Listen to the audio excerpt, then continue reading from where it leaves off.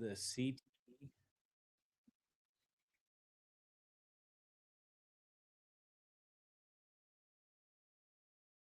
Huh.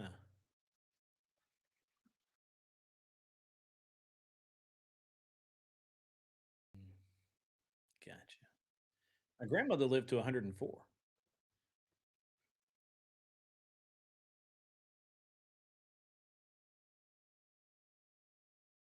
Yeah. The craziest thing. So my grandmother, after her 104th birthday, which is about 2 weeks before Christmas, at Christmas time, she comes over, hangs out with us, uh, holds my then new son, um, and he's like 5 now, and she's like, "I made it 104. I won't make it to 105," and called it on the button. Like she's February. She was,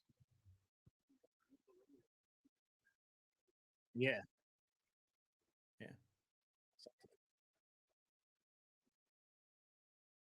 It's true.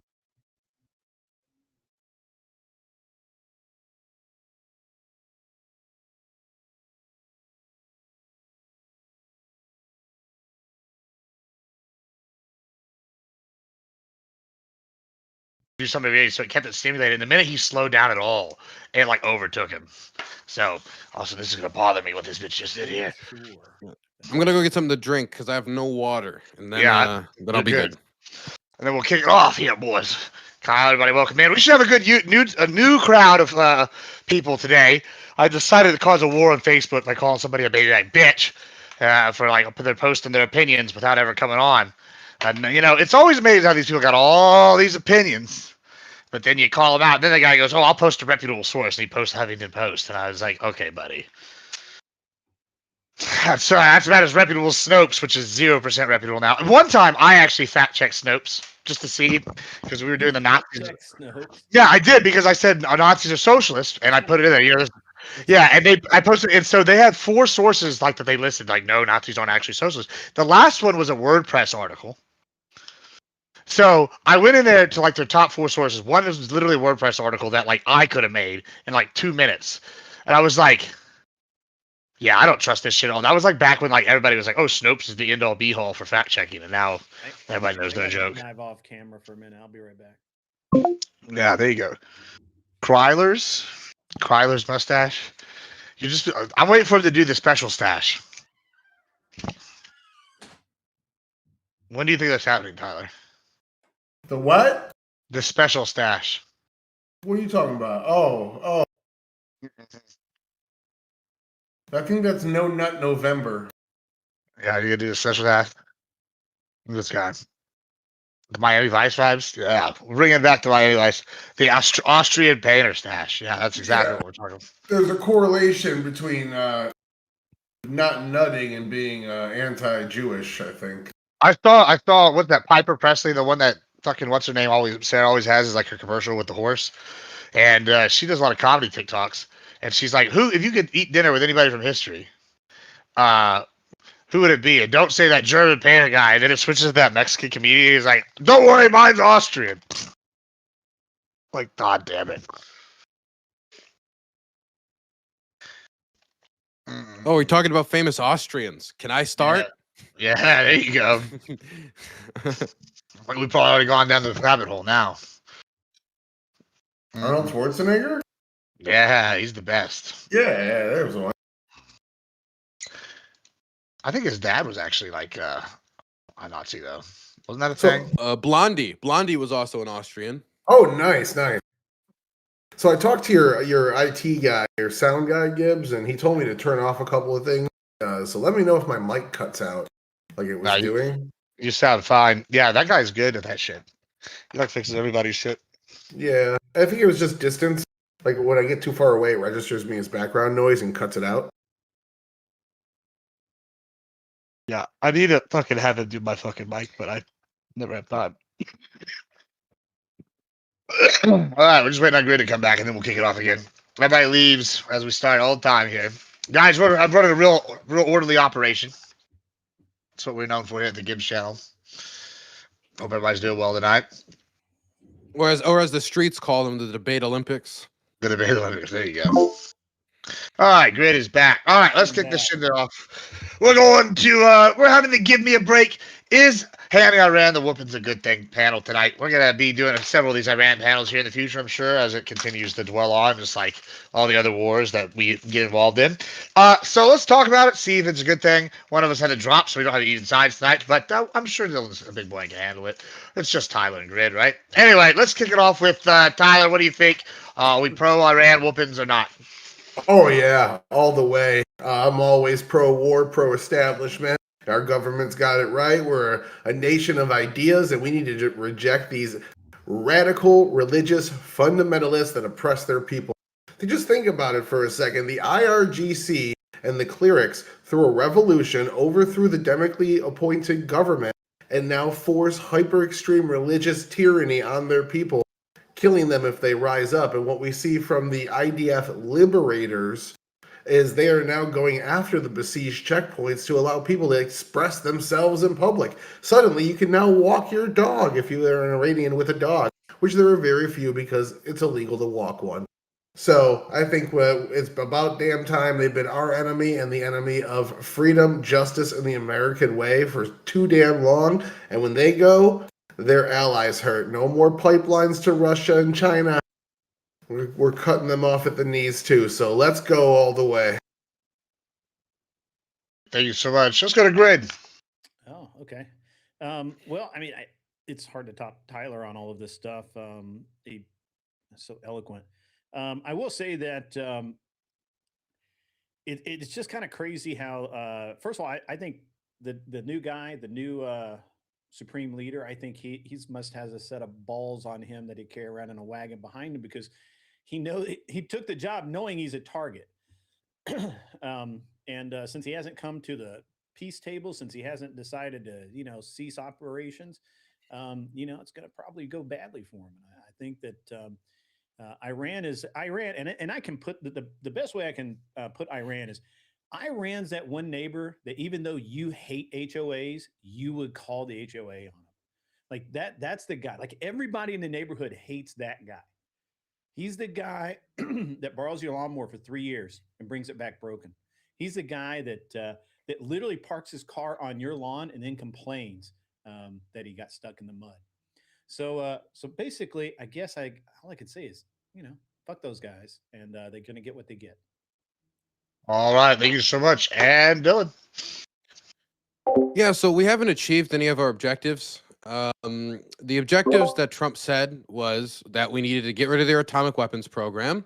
He also said we needed to stop the killing and then did nothing for weeks as the killing continued, got more brutal, and only after it died down did he actually decide to intervene, not seemingly motivated by the killings, but motivated by America's Middle East geostrategic My interests, of volume's course. still low. But we have not been able to stop the atomic program. He wants to stop the atomic program. That was one of the goals. We have not been able to achieve that. He wanted to stop the ballistic missiles program. We have not been able to stop the ballistic missile program. Ballistic missiles are still firing. Many launchers have been lost. Many storage sites have been lost. But the ballistic missile program and the research around it and what would be necessary to attach an atomic warhead to a ballistic missile, that concern is still active. The proxies are still being funded. Hezbollah just redeclared its loyalty to the new Ayatollah. Kataib Hezbollah is still around. It's still making noise in Iraq. The Houthis are still around, and that's actually a lever that the Iranians have yet to pull. Right now, it is the Strait of Hormuz that is being, the big, headline, international passageway that is being targeted. But it could soon also be the Red Sea again, which would further complicate international shipping and force many shippers, many insurance companies to tell these ships, if you don't want to have to spend out of your ass to a point where it's not profitable to ship in the first place, you're going to have to go along the Horn of Africa in order to get your products to Europe. So I'm not looking at this through some cathartic, like, oh my God, Khomeini funded militias against American soldiers and killed them in the Middle East. I understand why a lot of people hate Khomeini. His death drones have flown over my apartment. I don't like the man either.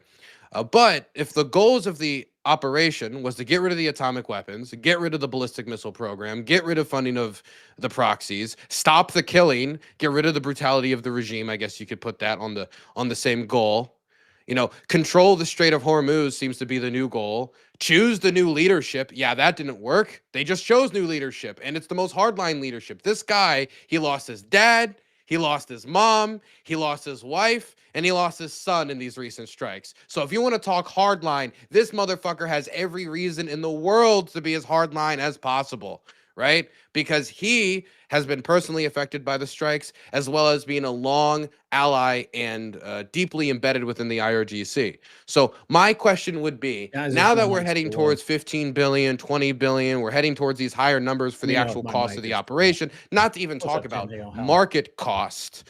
When do we say we've actually achieved something? Is it once we get to choose the leadership? Is it once we get rid of the ballistic missiles program? Is it once we get rid of the atomic weapons program? Because I don't want it to be 3 weeks from now. We have dozens of American soldiers dead because we just had another casualty event over Iraq and a refueling incident that likely was deadly because the KC-135 does not tend to be known for its plentiful parachute supply.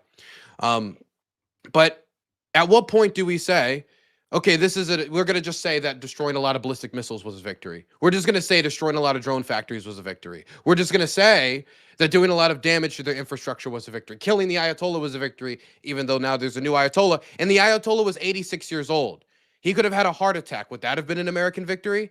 So my question is it worth the cost, especially when we're loosening screws on the Russians in order to finance that cost, and denying the fact that the Russians are trying to help kill American soldiers right now? And so, do we want to finance the same government that's helping to kill American soldiers? Is that a coherent strategy to move forward against the Iranians?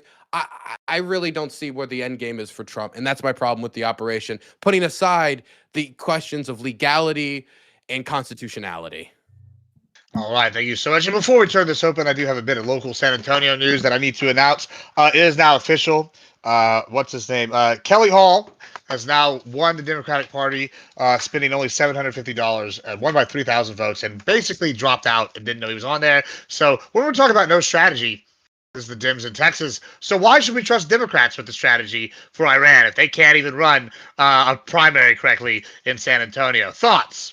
Well, there wouldn't be the strategy. We wouldn't need to trust the Democrat strategy because what we saw under the last 3-4 year terms of president is the Democrat Party trying to normalize the Ayatollah, normalize trade, desanction, and work with Iran, bringing them into the fold. So they were accepting all these atrocities that were being committed were accepted by the party, and they're saying, just like Clinton did with Assad's father, try to bring them into the fold, try to normalize them, try to de-savagize, whatever the fucking term is.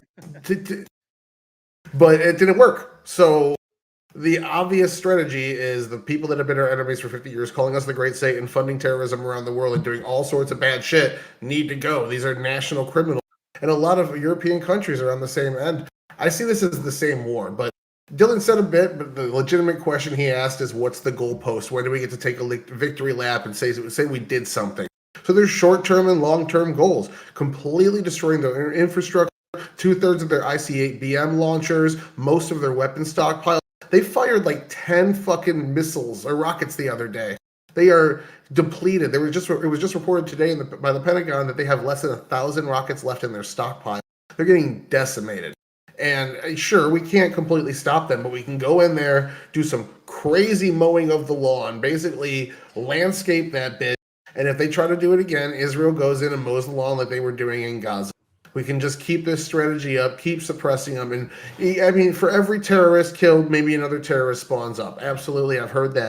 But you're taking the years of experience and years of doing this away from them and just putting another fresh body in their place that doesn't have any of that. You're downgrading them. In the 1970s, these terrorist groups used to be hijacking planes around the world, bombing in other countries, and now they're fucking barely able. Like Lebanon shot 100 rockets yesterday. 80 of them landed, or Hezbollah, 80 of them landed in Lebanon. Only 20 even made it over the border, and all of them were shot down. And they tried to time that shit out with Iran. They are completely depleted. Their manpower is depleted. Like it's over already. We're now attacking the police officers that uphold the Ayatollah and the cleric standards. Like, there's not much left. I think that we're already at the point where we can say we won the war, and now we're just kind of got to keep pressure on until we get the guy we want, or like in Gaza, we get an Arab nation-led solution. Okay, so I don't want to get too back to basics, but war is an extension of politics. Clausewitz, all that, yada yada. If we're not achieving the objectives that the president set out, then maybe we can set arbitrary new objectives. For example, annihilating the Iranian Navy. I never knew that the Iranian Navy was going to go kill me. I had no idea that they were going to go get me. Well, I mean, that was they don't have we much were of a talking Navy. about before. Well, yeah, but that's the point. So we're saying now that the new standards of success are no longer, I want to choose the leadership, unconditional surrender, get rid of the atomic weapons program, 0% enrichment, get rid of the ballistic missiles program. And then the new standard is, well, in many ways, we've already won because we annihilated their Navy. Well, in many ways, we've already won because we reduced their missile stockpiles. Okay, Well, I so think, we're in the same place we were 12 months ago, where we're kicking the can down the road. And Trump, who on the campaign trail said, hey, don't elect Harris. We're going to go to war with Iran if we have Harris. I am the one who can negotiate a deal. If you want to negotiate a deal, pick me. Look, I'm not going to disagree with you a ton here. But I just think it's more nuanced than that, right? So Iran has a nuclear program because we gave them the reactors and the uranium under Eisenhower's Atoms for Peace project back in like 1956 or whatever, 1953, whatever the fuck it was. Like, so us saying that is the thing that is annoying us is a little odd, right? Because when we take in the totality of the history, we funded Saddam Hussein, right? I mean, we've had a history of doing very weird things in here, based on whatever direction the winds were blowing at the time. Pardon me. And I think the only thing I can see is that Trump finally wants us to quit. Just get the fuck out. Just final battle, final boss, whatever the fuck you want to call it. Just done. And I don't know what that goalpost is. I agree with you. I don't know that we're hitting any of the metrics, but I think the only metric that I really care about is that at the end of the day, the other Middle Eastern countries such as Afghanistan, Pakistan, the UAE, and the rest of the OPEC countries, Israel, and all of that can govern themselves without us having to be the enforcer. So that I don't think this war is about us beating Iran so much as we don't want to be the enforcer anymore, and we have to get Iran into a situation where the rest of those countries can handle Iran without having to lean on us. I don't want to do that, and I don't think Trump does either. And so I think that while yes, it's a sliding goalpost, I don't know which way it needs to slide. Right. All I really want is the 50,000 troops back in the U.S. and us not to be the enforcer. That's a win to me. Well, let me be. I've heard a lot of questions from many people. Go, what is the plan? We don't know the plan, and I would like to point to an interview that Trump did in 1988, where he said, "If they take one shot at my ships, I'm going to take. If I was president, they took one shot at my ships. This is when he was promoting the art of the deal. I will take the tiny island of Card from them, which is basically where they ship all their oil out of. So far, there's been no bombs that have hit this island. Do we think this is part of the plan to take over the oil industry in Iran? Is there a reason why we haven't taken it? I feel like it seems like he's trying to control shipping with his move. He got the leads. He's gonna start insuring these things. These ships that go through this island hasn't been attacked yet. It's within our ability to take it. Do we think that is the plan to guarantee the petrodollar? That's what I was about to get to. As Karg Island is, if we take out their Air Force, which is gone, we take out their Navy, which is gone, we take out most of their long-range capabilities, which are already gone. What the fuck can they do to defend Karg Island, where 90% of their oil trade goes through? Israel could easily take that, and that's it. The regime collapses. They're already in the gutter. Their money is worth nothing. So when you talk about Karg Island is defended by about 10,000 IRGC soldiers, right? Now, the president of the United States is saying he's operating under constitutional authority, that America was about to be 9/11, that we were about to have some style of attack directly on the United States. Now, maybe 9/11 is maybe being dramatic. Maybe it would be some sort of, I don't know, terror cell or some drone launch. We saw the FBI report from California, but whether that's post-operation, pre-operation. Like there was no detail that was actually released to the public about exactly why we had to do this. When we go into Afghanistan, 9/11, we were attacked. We have a clear justification explained to the American public. This, what exact direct attack is being used to supersede Congress and go after them, I don't know. We're now probably at about a dozen U.S. soldiers dead, about 150 to 160 wounded. If we put soldiers to take Karg Island, because the Israelis are not, I don't know if you think the Israelis would do a military landing or we would do a military landing, but to actually hold and control Karg Island would mean American casualties. And It would wasn't mean the plan American originally fatalities. for the Saudis and the Jordanians to take Karg Island? It wasn't us that were going to do that. We weren't. That putting might boots have been on an the ground. idea, but the Saudis and the Jordanians are hesitant to get this type of involved in this because the Gulf states, a lot of these Gulf states, their infrastructure is right there. When you talk about Israel, they're actually a lot safer from Iran than Saudi Arabia, Kuwait, Bahrain, Qatar.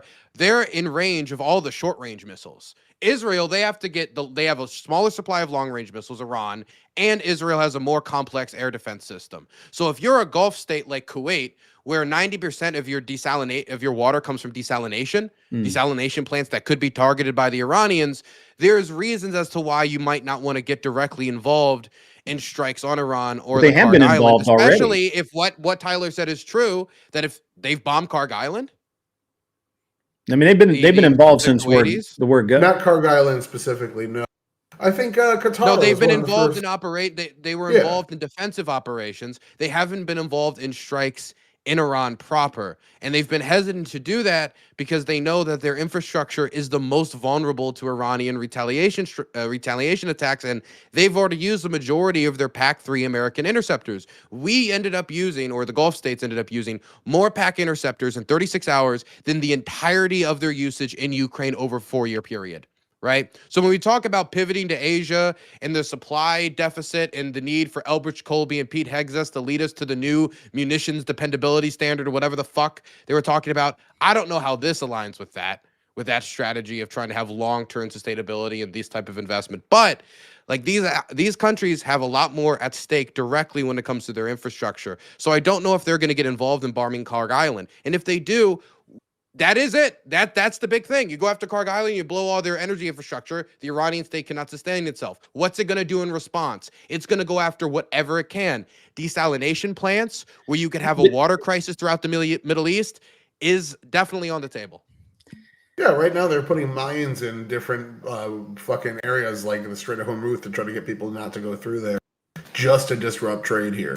They're literally waging a war on our economy as we. But that's because they're out of. I mean, they're not out, but they're running low on everything else. They ain't got shit. They just fucking armed up and trained. The whole time you're explaining the reason why the Jordanians and Bahrain and Qatar and all these places won't get involved is. Sure, the first, last week that was true, but they're down. The Iranians are starting to scrape the barrel, and the Saudis can afford whatever the fuck they want, right? Like they're not strapped. Both Qatar and Saudis have shot at offensively. Yeah, I don't want to make too big a deal about it, but last week I was literally commenting that when would you have thought that you would see literally Saudi Arabia and Israel shooting together at the same time at Iran? Like in your lifetime, did you ever think that would happen? It wasn't on my bingo card. Like I got to be honest with you. So the whole thing is that it seems like while we want to just look at Iran, we have to look at the whole region. And I think when you look at the whole region, there's nothing Iran can do. There's nothing. They're literally they're the guy you call the HOA on, and he's sitting there putting that car back up on blocks, but the tow truck's coming. Shit's getting real. The energy secretary said on CNN that the main priority seems to be right now is reopening the Strait of Hormuz, and that they need to not only reopen the Strait of Hormuz, but destroy Iran's ability to at any point threaten the Strait of Hormuz again. Sure, and that's a great fiscal thing. It's great financially. It's great commercially, but Iran as a country, I don't think so. And you have it, Dylan, I'm going to appeal to your experience in Ukraine here. You know that could I finish my point? Oh, I'm sorry. I apologize. I thought you were on the edge of being. I'm sorry. No, my point with that is, that's an extremely high standard, is what he's asking for, to make it so that the Iranians, who, by the way, I think Tyler might be muted, to make it so that he's just muted himself, to make it so that the Iranians, who are the Strait of Hormuz, their entire coastline, they're just geographically there. The Somalians, like Somali pirates, not these Somalians, but Somali pirates, have been able to attack international shipping rates just because of their location, despite the fact that they don't have like an air force. There's not like a pirate gigantic navy. The Houthis, with a very small supply of munitions and drones, were able to raise insurance costs enough in the Red Sea that, despite the disparity in power between Operation Prosperity Guardian, which was our coordinated response in the region, and them, they were still able to largely continue the operation until its fruition and continue to target shipping. And so when you talk about a country of 92 million people who've built a lot of this infrastructure underground, definitely when it comes to production of drones, which is probably the easiest for them, I just don't think it's that difficult for them to, every once in a while, just throw a few drones into the Strait of Hormuz, find some old rusty mines or make new ones, drop them in the water continuously, if the regime can survive that. So, and that actually brings it right to the point I was about to make. How long do you think Iran really has before they run out of fucking everything? A week. I mean, you were in Ukraine, and they had much better supply lines than Iran has, and people like Ukraine more than they like Iran. I mean, when you say supply lines, it's not really I don't think it's a question of supply lines. It's a question of like supply starting point, I guess, where the if the factory can't, like, there's no, you have to go from point A to point B. It would be more like, if the factory doesn't work, then you don't get the drone. Yeah. Well, not just drones. I'm talking about even just keeping the lights on is going to become a problem here fairly soon. So it depends on what the Trump administration decides to do. If the Trump administration decides to go after all their oil, gas, and energy infrastructure and make it so there's going to have to be a massive rebuilding project for whatever comes after, right? Dependent upon, are we going to do that? Or are we just going to assume that the next government could do that? We've done it before. Kuwait comes to mind. What we're doing right now in Gaza, it really already shows the path. They're taking Arab nations, they're as a coalition going and rebuilding and overseeing so that Israel, no one wants Israel to do it, including those countries. Even the people that are maybe friendly to Israel's intervention don't want them running their country. The United States doesn't want to do it. We're not good at it, whatever. Maybe we don't have the right culture for that. So the Arab nations, the Saudis, because even in Afghanistan, if you look at the Saudis will rebuild Iran. That's the plan. Yeah, hell yeah. The Shiites are, get that out of here. Your little thing, cleric thing is Shiite to me too. So, the Sunnis take over. We're good to go. Like, if you look at Afghanistan, that was the problem. After the Afghanistan government was, Al-Qaeda was toppled and we went in there. After about 6 years, they said they wanted the Saudis to be overseeing them, not the United States. There was a conflict of cultures. So let's just not even try. Let's let the Arab nations rebuild their own nations, oversee their own nations. We get the fuck out of there after taking out the bad guys. Let it reset itself. I think we're really assuming this, like, when you talk about like government collapse like this, it's not as simple as like you pop out Iran A and then you pop in Iran B. Oh, absolutely not. Right? Like with the government, there's a decent chance where you take away their ability to fund themselves, and then the government that comes into power next might be more radical than the last, or there is a new government that comes in that is not very stable because they have no money, and then the country starts to fall apart because there's different sections of the country that are ruled by are largely of different minority groups and different militias and different areas. But and if there is, let me let it finish the sentence quick. And if they do clash like that, then there is a problem of terror spillover. I mean, if you have a civil war in Iran, that is not in favor of America's interests. I don't think. I think the opposite. I think the opposite. I think nations are going to be so fucking brutal, and we're not going to care about it because we're not involved in it. It's never going to make its way to our TV, and all that shit's going to get stomped out and suppressed. Sorry, Grady, go. Yeah, I think a civil war in Iran, I think, does play our favor because 70% of the populace is Wait, very I'm unhappy. sorry. I hate to interrupt you, but I'm sorry, Tyler. That might be the dumbest thing you've ever said. I'm sorry. That It's might okay. actually be I don't mean I'm sorry. It hit me like a train. It like had delay. I like lagged out actually when I heard that joke. Yeah, reboot. Did What you is just true, say? though? Did you just say the Saudis, who couldn't even fuck up the Houthis, are going to lead a military campaign of repression no, across no. Iran and No, are no, going to no. take over in those mountainous regions? They're- Like they're going to get down there with their fucking their special forces and take over the No, country. it's What a Arab coalition is coalition. going to do this? It's a coalition of the same ones that are going into Gaza. They basically Okay, can go who's in there leading? and Who's just- leading this? Who's leading this coalition? I thought it was a panel of like 12 different nations representation, and then an American seat as well. I think it is. So all these countries have agreed they're going to put troops on the ground to patrol Iran and like. Well, that's what this they're is going the to do in Gaza. That's how Israel's going to move out, and they're going to oversee it. Okay, okay, Gaza. No, Gaza no, is a strip of I know. land on the coastline next to Israel, the most powerful state in the entirety of the Middle East that has an atomic arsenal. Iran is a mountainous region of 92 fucking million people across some of the most fucking hard to invade terrain on the planet. Ask Saddam Hussein how that shit went. I'm just saying, like, Russia. this Right. We idea backed that Hussein against this Iran. This idea we could just copy and paste this Gaza strategy, which has already led to over 600 Palestinians die post ceasefire. Like I would like to see some success in that before we try to copy and paste it to a much bigger model in a war that none of us knew was even going to come around. Dylan, you're not wrong there, but I think that it doesn't work unless the Arabs police themselves. I really don't. It just doesn't. It can't. Look, the whole reason we're in this mess, right? I hope that we can agree on this.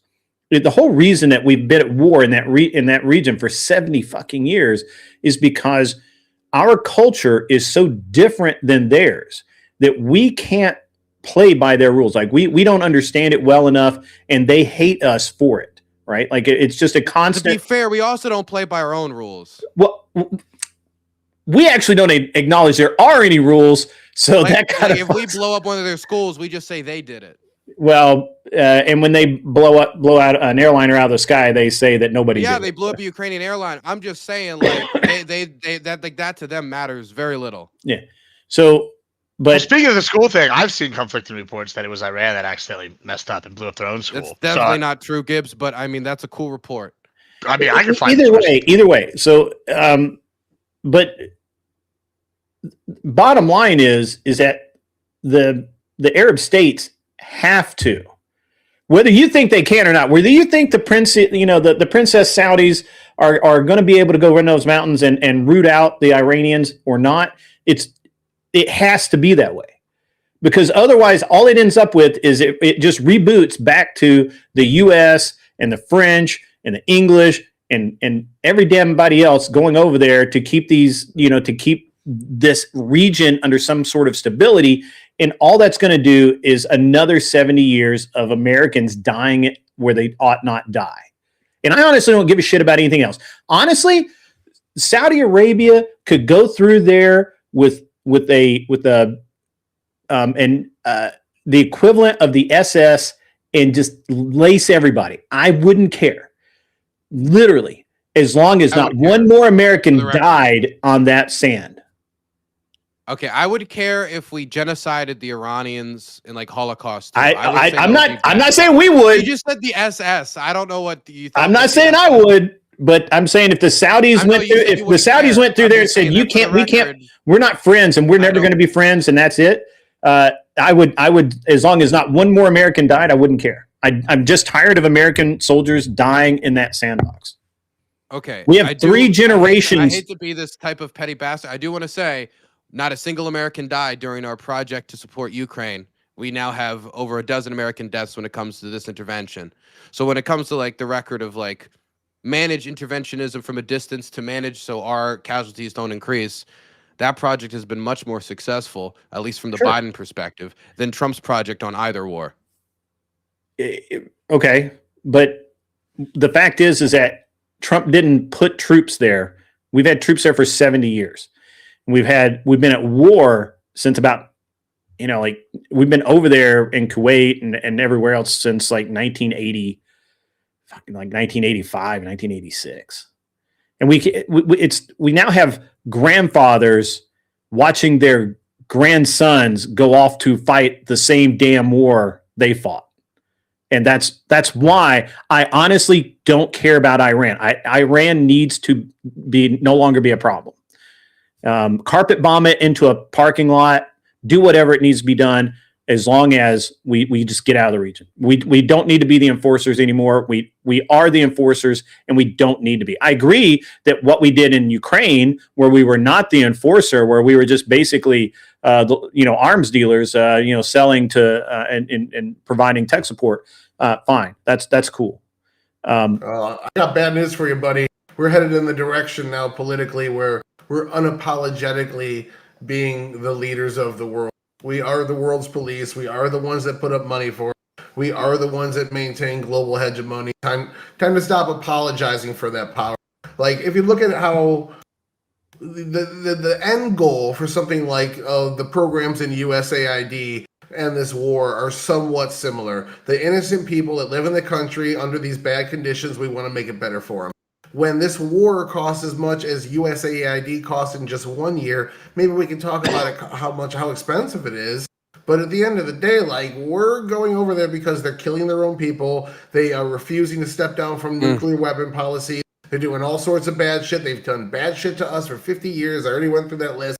Like, they are the most deserving enemy on the planet to get U.S. ire. I don't see, like, okay, I understand that you'd like your goals clear. The goals clear. I would too. The Pentagon reports have been kind of shit. I'll give you that. But can we honestly say that this is a net bad thing at all? I mean, it depends on how it fleshes out. Look, I don't want to jump to conclusions. I don't want to be the fear monger, but this was a war of choice. This was a war. We didn't have to engage in this operation and kill the Ayatollah. This was a decision that the president made. There was not, as far as I could see, an immediate attack that was going to happen on the United States. And so we do have to judge whether or not, if we could have just, because sometimes standing back and standing by, you can end up watching your quote unquote enemies float down the river. I think in this instance, you got to know, did we get closer on the atomic weapons question? Did we get closer on the ballistic missile question when it comes to a solution, not degrading the lawn? Wants to endlessly quote unquote mow the lawn, which is bomb the country relentlessly every few years. When we say mow the lawn, nicer when I say it. It does sound nicer, but I'm hold on, Dylan. Because the government right now doesn't want to admit to its own what if? So I've seen reports that now the Iraqi Kurds and like some back militias by them are talking about it today. What if we supported a moderate force like the Kurds to help take over? Would that be preferable? Well, that's effectively. Well, I would like the Kurds to survive, so no. All right, so let me ask you, Dylan. Sorry.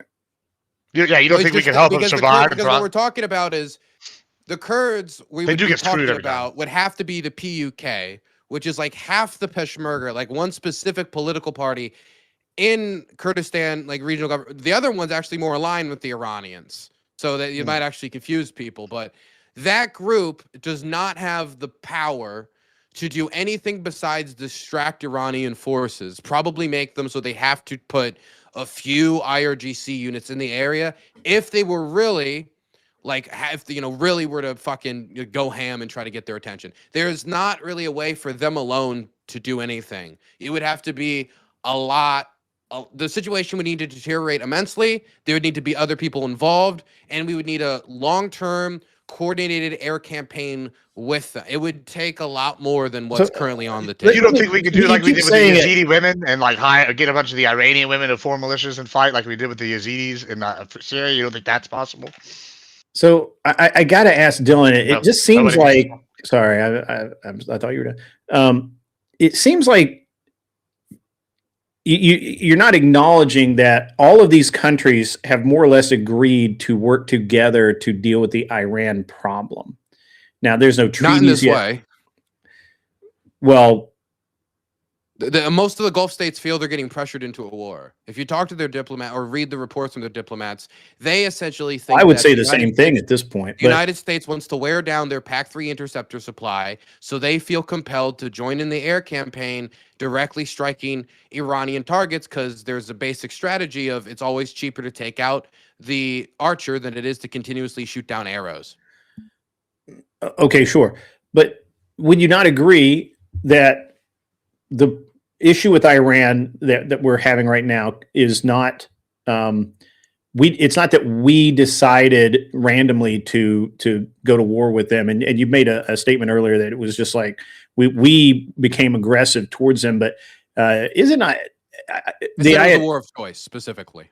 The Ayatollah didn't he declare war on the United States before we even did anything? When they were trying to negotiate to, kind of I don't remember the Ayatollah declaring war on the United States.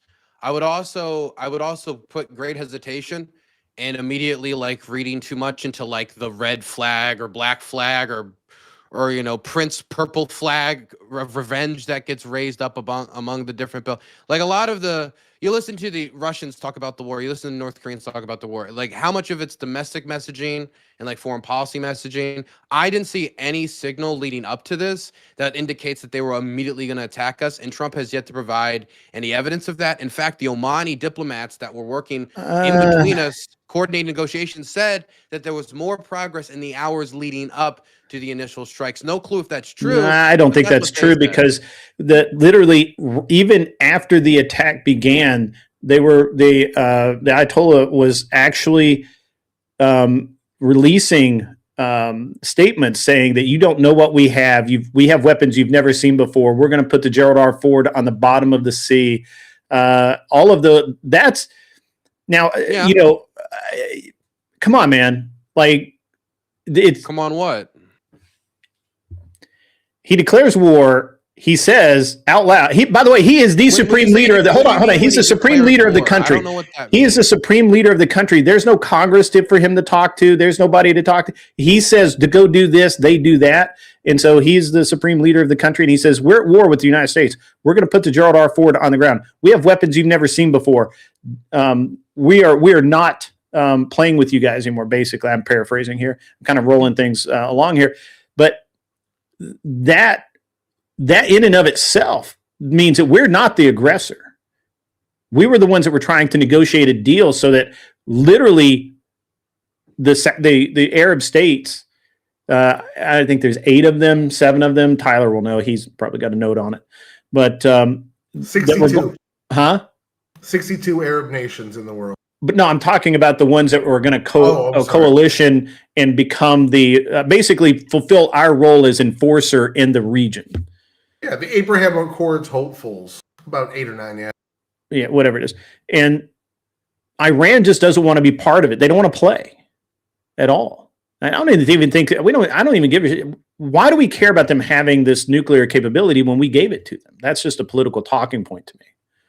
Well, we were fine with civilian enrichment, but we were not necessarily fine with atomic enrichment. And that was also when the government was much more amenable to us. Sure. That was before the Islamic political Revolution. Talking point. Yeah, I agree with you. I think that the Islamic Revolution had an interest in getting an atomic weapon, but the Shah did not, as far as I was aware. Did the Shah have an atomic weapons program?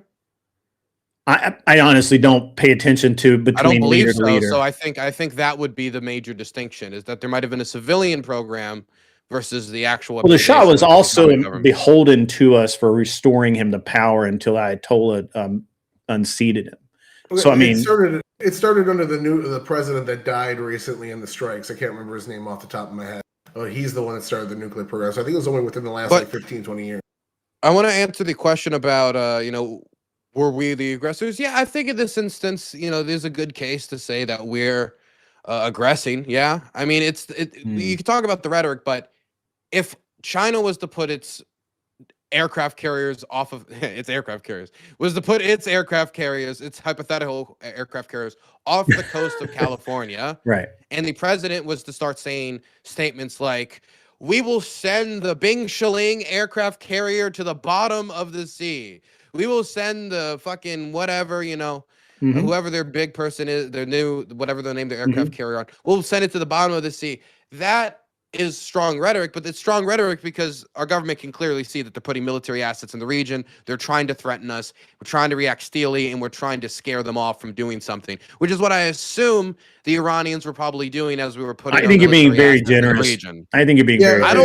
Let me go So, through a little list of. did you think that the Iranians were going to strike first? No, well, they in a way they have. They just tried to assassinate multiple politicians, including Trump, within the last like year and a half. But the reason why we moved when we did That's different than a massive I military go, assassin. yeah. There's two different I things. go with Tyler. Rubio. That's just them being aggressive toward us, is all I'm saying. I go with Rubio on why we did it. The reason why we did it is because we were coordinating with Israel, who has every fucking right in the world to hit Iran. Iran coordinated a 7-front attack against it and went to war with them without any preempting at all, while during have ceasefires with all these nations. So Israel has every right in the world to attack Iran. We are aiding our ally, 1, and 2, we're destroying their short-range missile capabilities that if we allow them to build, will make it more difficult for us to mow the lawn later. This is what Rubio said. Trump, again, I can't defend him because he talks on both sides of his mouth on every fucking subject, and then whatever side wins, he says, I was right all along, ignore everything else I said. He does the St. Uger. So, like, you can't really, I don't really take him at his word. I don't take him literally, or I don't, take him seriously. I look at what his administration's saying. I do want to throw out there that if the goal was, like, if we set a clear-cut goal, and we said, our goal is to do a thing. We're going to take out their ballistic missile program, and then our campaign with the Israelis targeted the ballistic missile program, then it would at least be like a segmented off goal. Our goal was everything. Our goal was anything that ends up falling out of the piñata. That's what it felt like. If the government topples, great. If fucking we kill the Ayatollah, great. We got a scalp. If we did this, we did that. That's what it felt like. Which then, if you're from the but that's not the reality, though. The strikes against the leadership were targeted. I think that was the reality. I really do think that the Trump administration felt like they were on a roll after Delcy Rodriguez, and they wanted to copy a similar style or more expansive strike campaign that kind of centered in something similar, where it was going to be more expansive since it's coordinated with the Israelis, but they wanted something similar. I mean, he said he wanted to choose the next leadership of Iran, much in the same way that he was involved in what ended up happening in Venezuela post Maduro. Sure. Hold on. That role. Let's back up a second, because you said something that you're saying two things, and only one of and while both can sort of be true at the same time, only one of them is accurate. Trump doesn't determine targets. He doesn't he doesn't coordinate military strikes. That's done by somebody else. And our strikes were very effective in the first 8 hours. I mean, all the targets that we wanted to hit, we hit. And you can say what you want to say, that it just seems like he's flailing about, but I disagree. I think it was all very carefully thought out for at least the first day. Warfare is unfortunately very fluid, and so you adapt as you go along, right? So we did take out the missile assembly factories. We did take out most of the leadership. Not all of it. We, obviously we wanted 100%. What do we get? Like 80% of their leadership. Okay, that sucks. We would like a perfect score, but whatever. But to say that he's flailing around and with no agenda, I think is just not accurate. Okay, can I? Yeah. Tyler, you can go, and then I'll. It's quick. It's quick because I think you're actually diagnosing it correctly. What I think is that's the intent. So if you look at the lead up to this, there was like a 2-month-long will he, won't he, love-hate relationship thing going on with Trump and attacking Iran, while he was openly talking about trying to negotiate with them. And I think really their goals are not being stated for that same reason of we don't want to vocally tell Iran what our objectives are in here. We're just going to keep blowing shit up. But I really speculate that they're going for that yellow cake. They're trying to get in there and get those 3 giant barrels of nuclear materials that cost tens of billions of dollars in 20 years to refine, while killing their scientists, while destroying their facility, basically incapacitating them from redoing this a second time, and then taking all their hard work over the last 2 decades away from them. I think having a picture of Bibi and Trump standing in front of all that nuclear material with their thumbs up is going to be the actual end of the war. Well, number one, that's saying a lot. You have to really, that's something to achieve. You got to get troops on the ground, pull those out, or get the authorities on the ground to cooperate and get those sources out if you want to do that. So that's going to be quite the goal. As for the idea of flailing, my point wasn't that the attack strategy didn't have oomph to it or didn't have decent enough targets if you wanted to damage Iran. But I think that his end result was kind of a bit like a Kinder Egg, where he felt like he was on a roll. He just got that he got on that Venezuela cush, and he's like, okay, let's keep going. I'm gonna put 20 on black on Iran. And he is fine with taking a strategy, go after the leadership, go after the Navy, go after this, go after that. But if you look around, it's not like all of these are coordinated towards the same goal. Navy and atomic weapon are two totally different like areas. Air Force and like ballistic missiles and proxies, like those could be like sometimes they're related, but they're also different things. I think that there are a bunch of issues the United States has with Iran that Trump highlighted on the campaign trail when he talked about the JCPOA, the ability for them to get an atomic weapon, the fact that there was a sunset provision in the JCPOA, which bothered a lot of people, myself included. There was a problem with the support of proxies, problem with the ballistic missiles, problem with how the government goes, and the fact that, there's a lot of the diaspora that supports in the Republican Party, and they want to call to that support. And so I think he basically looked at it like, let me take a swing. Maybe I'll get one thing, maybe I'll get another. And that's why you hear him talking about basically anything, because then whatever he pulls out of the hat as an end result is success. Also, I got to be honest. With that reach, you must be a world champion as well, by the way. Swimmer. That's a hell of a reach right there. Yeah, Michael, I really think that's it. I'm not trying to. I understand. It's just it's a great reach, man.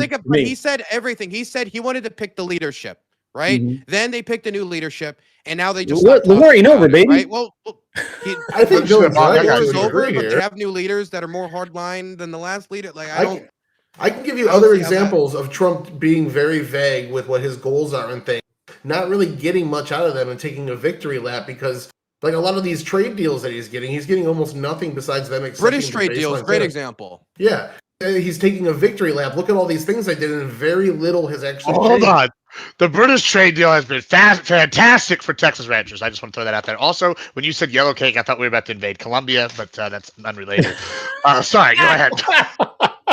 I guess my point isn't that there isn't any thought to the strategy put into it. It's just I think that Trump, if he gets any result, it's a result he can sell, and he's a marketer and he's a salesman. Yeah, he's no different than any other politician. Yeah, so I think that when it comes to the goals, that's why I'm so interested in the goals, because I think Trump might not exactly, he might know that there are a bunch of goals. He doesn't know which goal he'll end up at. So that's interesting. So I guess this is an interesting complaint, and that some people on the right that are like super extreme MAGA have used as a pro, and I don't always buy it, but sometimes I do. Is the strategic ambiguity, and I brought up the 1988 interview where Trump talks about was it Carg Island, and I found by just reading his fucking books that he's not as hard to predict as a lot of people think he is, right? Like because he'll say like little things and kind of hint at these goals, like. Are y'all of the opinion that he had? You just said you think Dylan just said this something interesting right here. He says he's got a list of goals and he doesn't know which one he's going to arrive at. I don't actually totally disagree with that assessment. Is it bad to have strategic ambiguity if you actually know the goals behind the scenes? I know one of my complaints my grandmother used to make. There's nuance here. Yeah. Like one of the complaints my grandmother used to make is that now the news tells us everything, and she said we don't always need to know what these leaders are doing. I don't know if I agree with that, but I think there is some usefulness to the strategic ambiguity. What are y'all's thoughts here? See, this is the thing, Gibbs. I didn't say that that's always a bad thing. That can sometimes work in the business world, and that can even, on rare occasions, work in foreign affairs, where essentially you go up, you pressure somebody.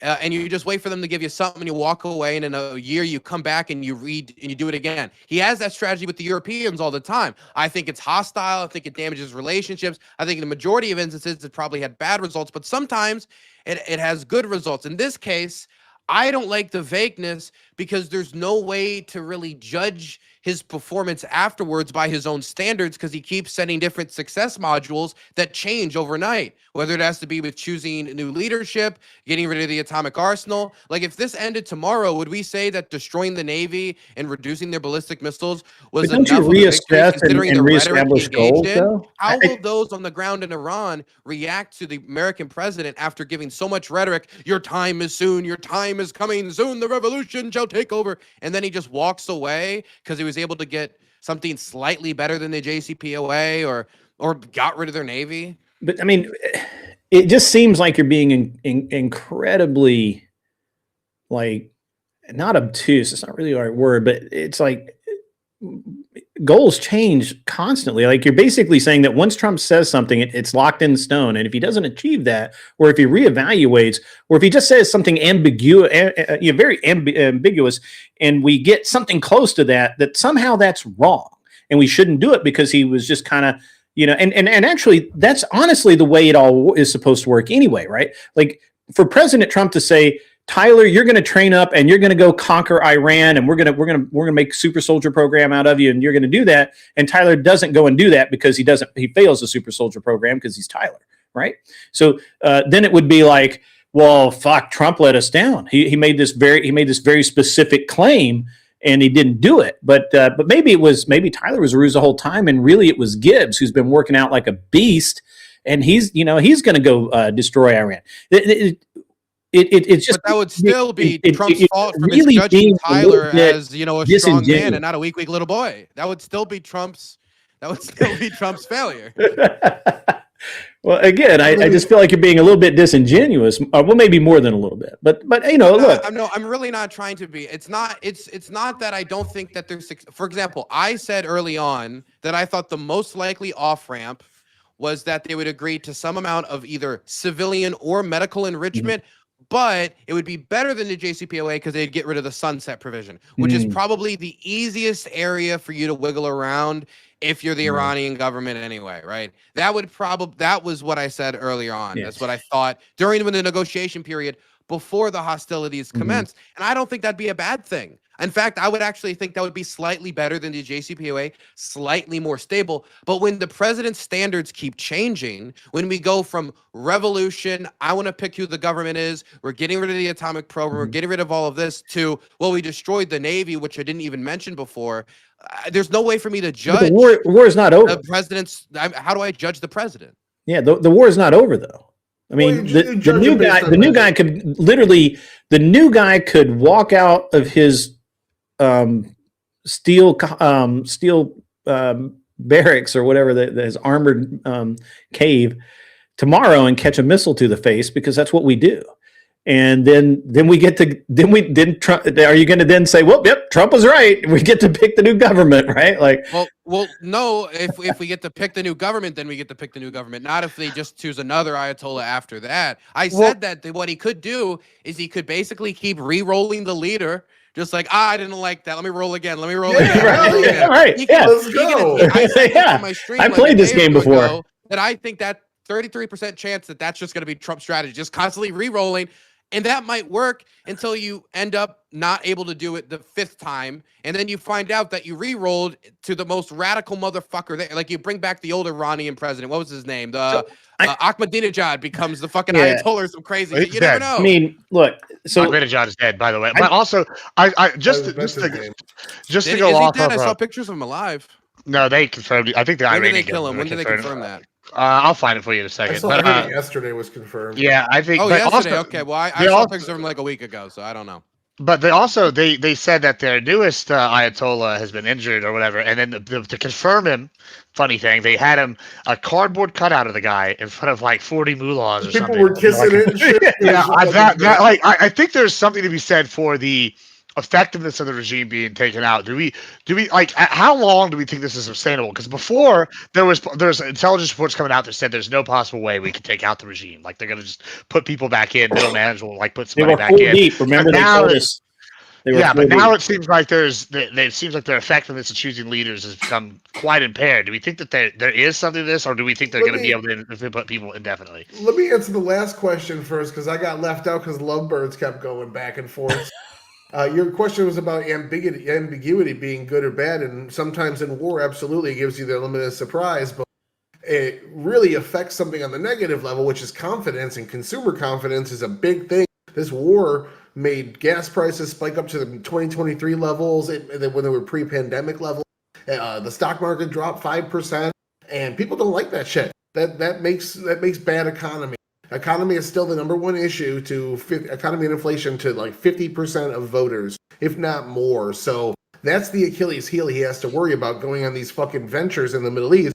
Is the economy at home is not doing that good. It's slightly better than 2024 by most metrics, slightly.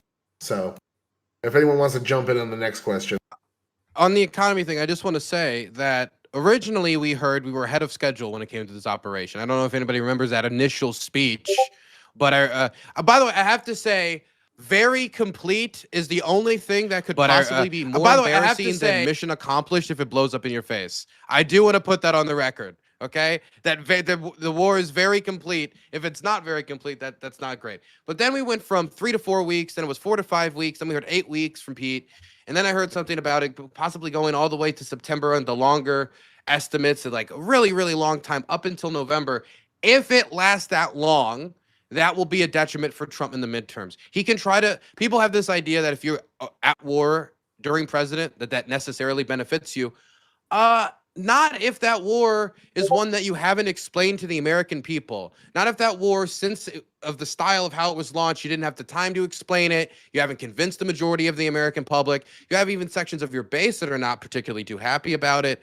And so I do think if it long term continues to have like $1 up on energy prices, it's going to end up fucking them in the midterm, which is something I know the Iranians think about. They think about how to use our democratic system against us. They did it against the Biden administration, and now they're probably going to do it against the Trump administration, trying to use the election time as a weapon against our administration to try to tangle up and smear our decision making. I think they're going to be rebuilding their nation for a while after this one. I think this put a serious fucking dent into them. I mean, yeah, that's probably true. Oh, as for the reconstitution of their forces, their model of command right now is incredibly decentralized. Their command and control is pretty shot. And so it seems that they've come to the decision that different IRG's commands will be localized, which not only will probably help them when it comes to suppression and keeping the country under the flag of the Islamic Revolution, but also means that if the Ayatollah was to die tomorrow, that means that IRGC localized command could continue firing off drones, rockets, or continuing whatever operations that are required. Yeah, it's becoming a guerrilla operation. There's also a risk because we've seen 2 Iranian missiles go towards Turkey. We saw something go all the way towards Azerbaijan. And these countries asked the Iranian president, what's going on? We haven't done anything. And their response...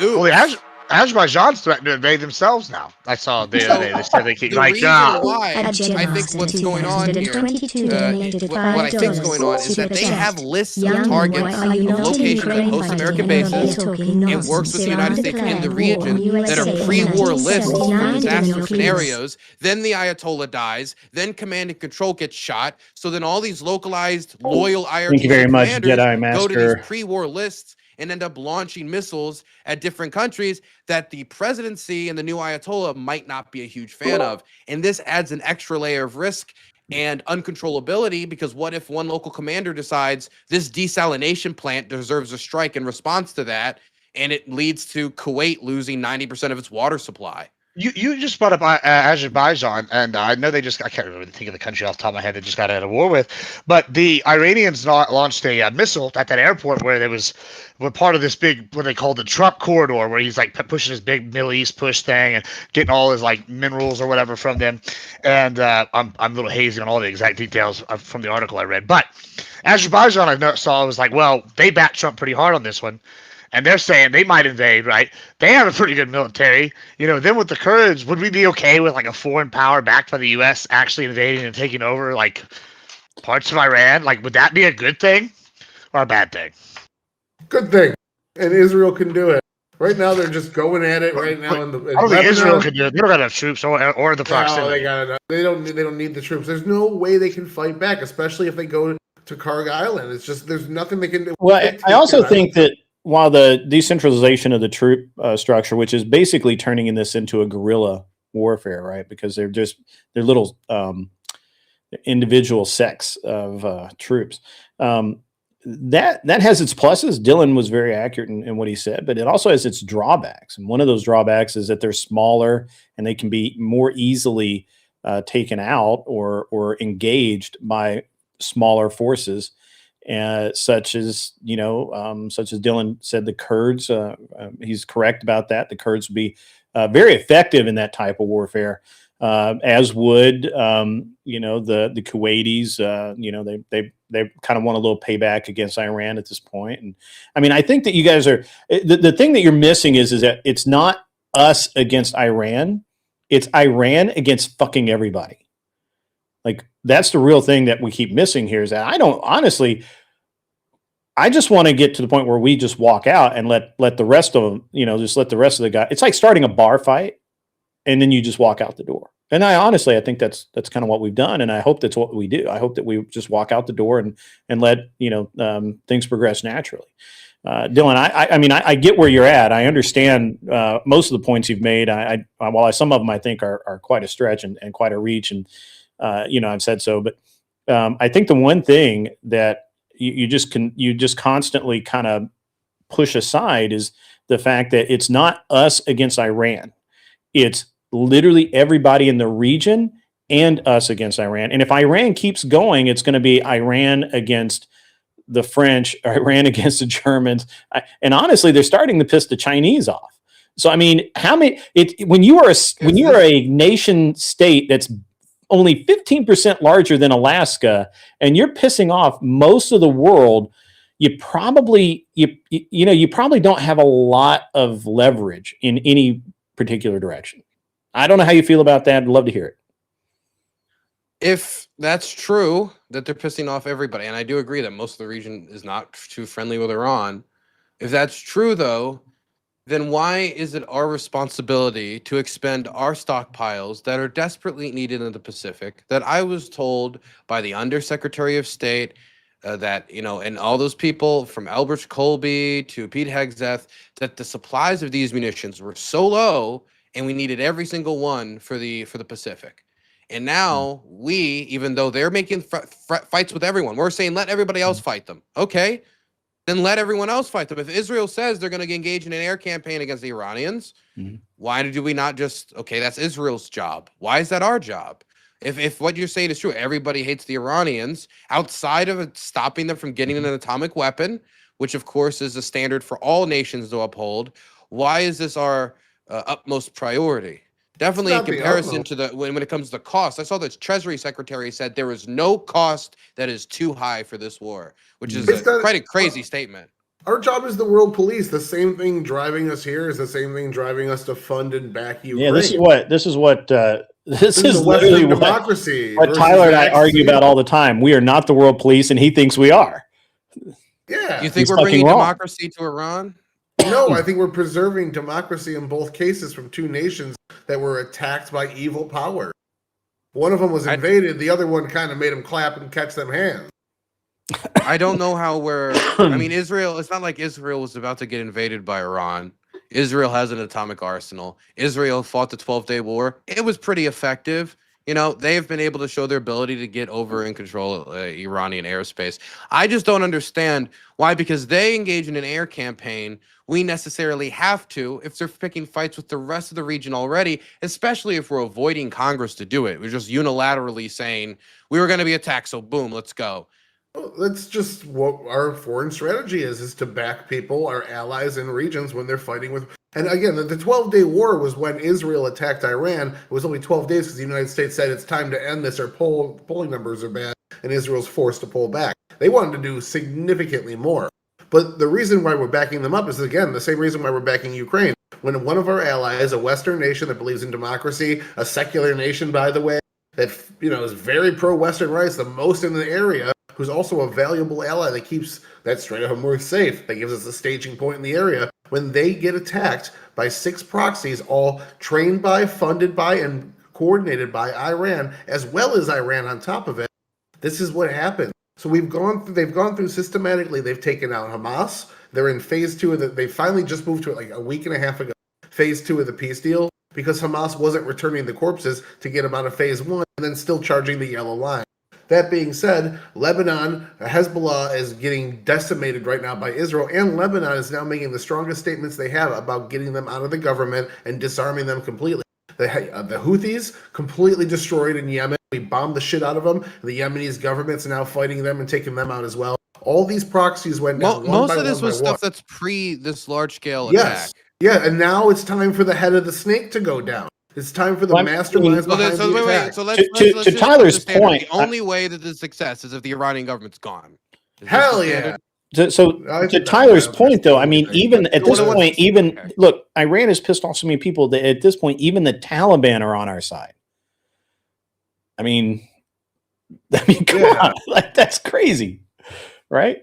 Like, So- like even the Taliban wants Iran to be like fucked up. Like they don't, you know, how? I mean, what a world we live Hold on. in. That is not okay. Listen, that may be somewhat true. That is a Somewhat gross. true. That is a gross mischaracterization of what has happened with the Taliban. That is For not- the record, the Taliban is only on our side. One, because they hate Iran. And Yes, they're cutting the water off from them because they need the water more. right. And then they also know, like Patrick said, I don't know that this is maybe an enemy of our enemy is our friend situation. But I did want to come back to something you all said earlier. You said, and I've said this a few times, the balkanization of Iran would be not necessarily a bad thing for us. What would that look like? Because I'm sitting here thinking about it. Now, and Azerbaijan, right? The Azerbaijanis, or however you say that word, there's what, 16 to 21%, they're the largest ethnic minority. The Kurds have a pretty close region next to their little border. Would they be carving this up into different groups? Would the Taliban come down south and take part of their area? Like, would we want this to happen? Like, is that going to be optimum if we can't pick a leader? Like, what is the alternative if we don't get the leader we want? What do we see happening? By the way, I do want to throw out there that the motivation for supporting Ukraine and supporting Israel can be quite different. And definitely when it comes to, you know, recognition of people's territory, recognition of certainly the fact that what started the war is very different. Israel illegally attained a nuclear weapon. Ukraine gave theirs up. So I think like the motivation, and it gave it up for us after we asked them and said we'd starve them during the heights of the post-Soviet collapse. We said, if you want any food aid as your children are starving and selling their bodies on the street, you have to give up your atomic weapon and your ballistic missiles to the Russians. Don't worry, they won't attack you. So I just want to say what motivates one can motivate another very differently. And I still am very peeved about how the Israelis continue to embolden the worst among them in the West Bank, which becomes a constant source of stress and will be a source of stress post-war. As for, I'm sorry, Gibbs, can you repeat the question? I just wanted to make sure. Yeah, I mean, in summary, so we hear a lot of talk about balkanization bad, but what balkanization? Yeah, there would be a fucking civil war in Iran's a terrible idea. It'd be one of the worst things for us. What would that? Yeah, but what would that look like? Because I've seen the opposite. Would that, like, if the Kurds took a big portion and Azerbaijan took a big portion, you know, and I don't know. I don't think the Taliban can because they're getting their ass beat by Pakistan, who's using suicide bombers in 2025, 2026. Crazy. We got drones now, boys. Catch up. But no, I'm saying, like, if they're going to be sitting here invading like all these little groups and like taking over like a free-for-all, kind of like Russia did with Ukraine, saying they got ethnic Russians and taking over a portion, like, what does balkanization look like? Is it ISIS 2.0? Is it like a bunch of groups, like some moderate, some not, getting different portions? Like, is like one of our groups going to go take the yellow cake? What is that going to look like here? What do y'all think if we don't pick a leader? That's actually a good point. If it is balkanized, what happens to the yellow cake if we don't have it? We get it. We have it. There's no way. They're blowing up Gazan leaders and that haven't even gone to their hotel room yet with a planted bomb there waiting for them. The intelligence they have inside of Iran is insane. I guarantee you they know where that shit is. They're working on getting it. That's going to be out within a week, and that'll be the victory lap. Can you make I want to put money down that it'll be out within a week? Want to put money down? I don't know. I was kind of talking up my ass there. Maybe within how about 2 weeks? You know, I respect. You know what? I was talking out my. I respect it. I respect it. 2 weeks. I'll go 2 weeks. Go 2 weeks. Sure. I put 50 I mean, look. on 2 weeks. It's not that I don't believe that they don't know where it is. It's just putting troops on the ground in Iran. Trump has certain political instincts where he knows that headline alone will do immense damage to the man who campaigned as the pro-peace president. Like that whether or not they put their boots on the ground for a moment, like boots on the ground in the Middle East, in Iran, after there's been multiple American soldiers' deaths, like it's just something he does not want for his brand. I mean, I don't disagree with you. Even if he got in and out, you think if he got in and out, let's say, like, I don't know, we have if he was able to John actually Wick. take it off, just grab it, get out of there, and nobody died, nobody got, then you know what? Americans would probably get behind it for the simple fact that they like quick wins, and they always do like quick wins. Right. Yeah. I was kind of curious. I mean, I think that'd be impressive if they did. But what were you saying, Grid? I apologize. I cut you off there. Go ahead. No. I was actually going to be kind of along the same lines. I mean, like, what if they just go in like they did Maduro? Just Yeah, we like our quickies. yeah, everybody likes a good quickie. Yeah, A nooner. quickie. But A nooner. yeah, so but so what do y'all think that so if we don't have, do we get if it does balkanize? Like, are y'all saying because I still don't think we really talked about what that would look like. Like, what groups would come to power? Would it be like the Zoroastra? Would it be the Azerbaijanese? Like, I've heard a lot of predictions, and I haven't really heard anything that I've really bought into what that looks like, right? Like, I'm kind of interested. It's going to be. And then what groups would we want to be moving in and taking the yellow cake? I don't particularly want the Kurds, even though I like the Kurds quite a bit, to go in there and get the yellow cake. I don't want that. I don't necessarily want Azerbaijan to get it because I don't think I think they're probably corrupt. The Kurds in Azerbaijan, that's in the way west Future. of the country, and it's not likely near where these facilities are or where these materials are, and they're not going to be able to carry out offensive operations to get all the way to where those facilities are. So I don't think it'd be practical for them to get them on foot through ground offensive operations. Also, the areas that both the Kurds threw around, I mean, Saddam Hussein, they would have to use the same routes that Saddam Hussein did to invade Iran. And I mean, good luck with that shit. I mean, and then when you talk about the Azeris, it's going to be through the mountainous regions as well. If they were supported by an American air campaign, maybe it would go better. But how long can America sustain a air campaign to try to topple the government? It's just such a crazy scenario, and I have no confidence in its success because I have no metrics to grade it off of because we've never done something like this before. Not in a country like Iran. Israel is flying in about 200 planes a day, none of which have been shot down yet because they have no air defenses or air force left. True. And they're hitting about 200 to 500 targets every time they bomb over. They've already hit a couple thousand. They're blowing up all sorts of shit in the country. At this point, they're attacking, again, the I can't remember their name off the top of my head, the police that are teamed up with the IRGC that keep everybody in line with what the Shah wants. They're bombing the Bashir militia. Is that what it was? Yeah, Basaj or something like that. I can't. Yeah, and they're even getting blown up at this point. At this point, they're going for every congregation of people that would be loyal to this old style of government.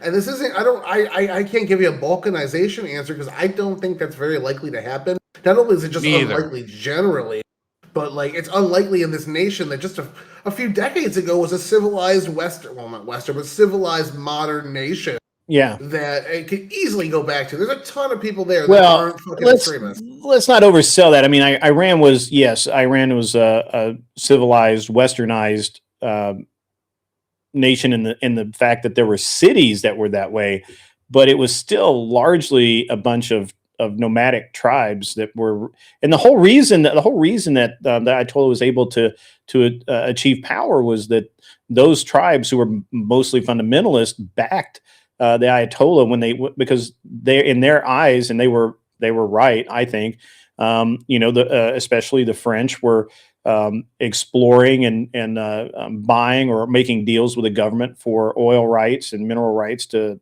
large portions of the desert. And, they didn't like it. And they said, fuck those guys. We're going to kill them all. And they pretty much did. They killed a lot of French, a lot of Germans, a lot of Americans. So, and we helped them, to be honest with you. The CIA was there to make sure that we had a large stake in that oil exploration. Yeah, so I guess this is interesting. So we talk about Western democracy and stuff, and I know a lot of people argue there's a war for oil, and I mean I think somewhat it is it's a war for the petrodollar. Should we be starting wars, especially in the Middle East, to guarantee our economic supremacy? Because I hear a lot of MAGA people going, no more wars, but that's kind of antithetical to America first, and then obviously people that aren't pro America hegemony or fucking America first, they're also against some of these wars in the Middle East. Do we not then think we want to continue protecting the petrodollar? What is the alternative then in these regions if we're not doing that? To protect the petrodollar, we need that region to settle the fuck down. We don't even get that much oil from the Middle East at this point, especially OPEC. But I think we're their 7th or 8th customer or something like that. I think we buy comparatively less oil than others do. It's more about the global market. Yeah. When you disrupt the global markets that much, you're going to see a spike. Even if we don't buy it, it makes what we buy more expensive.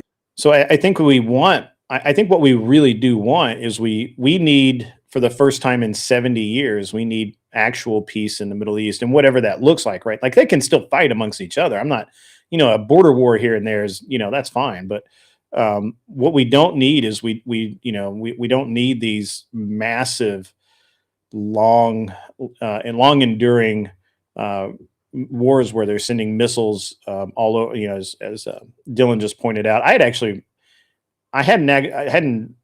had heard, but I hadn't actually confirmed that they had actually sent missiles towards Turkey. But I guess if Dylan says it's so, it probably is, since he pays attention to that.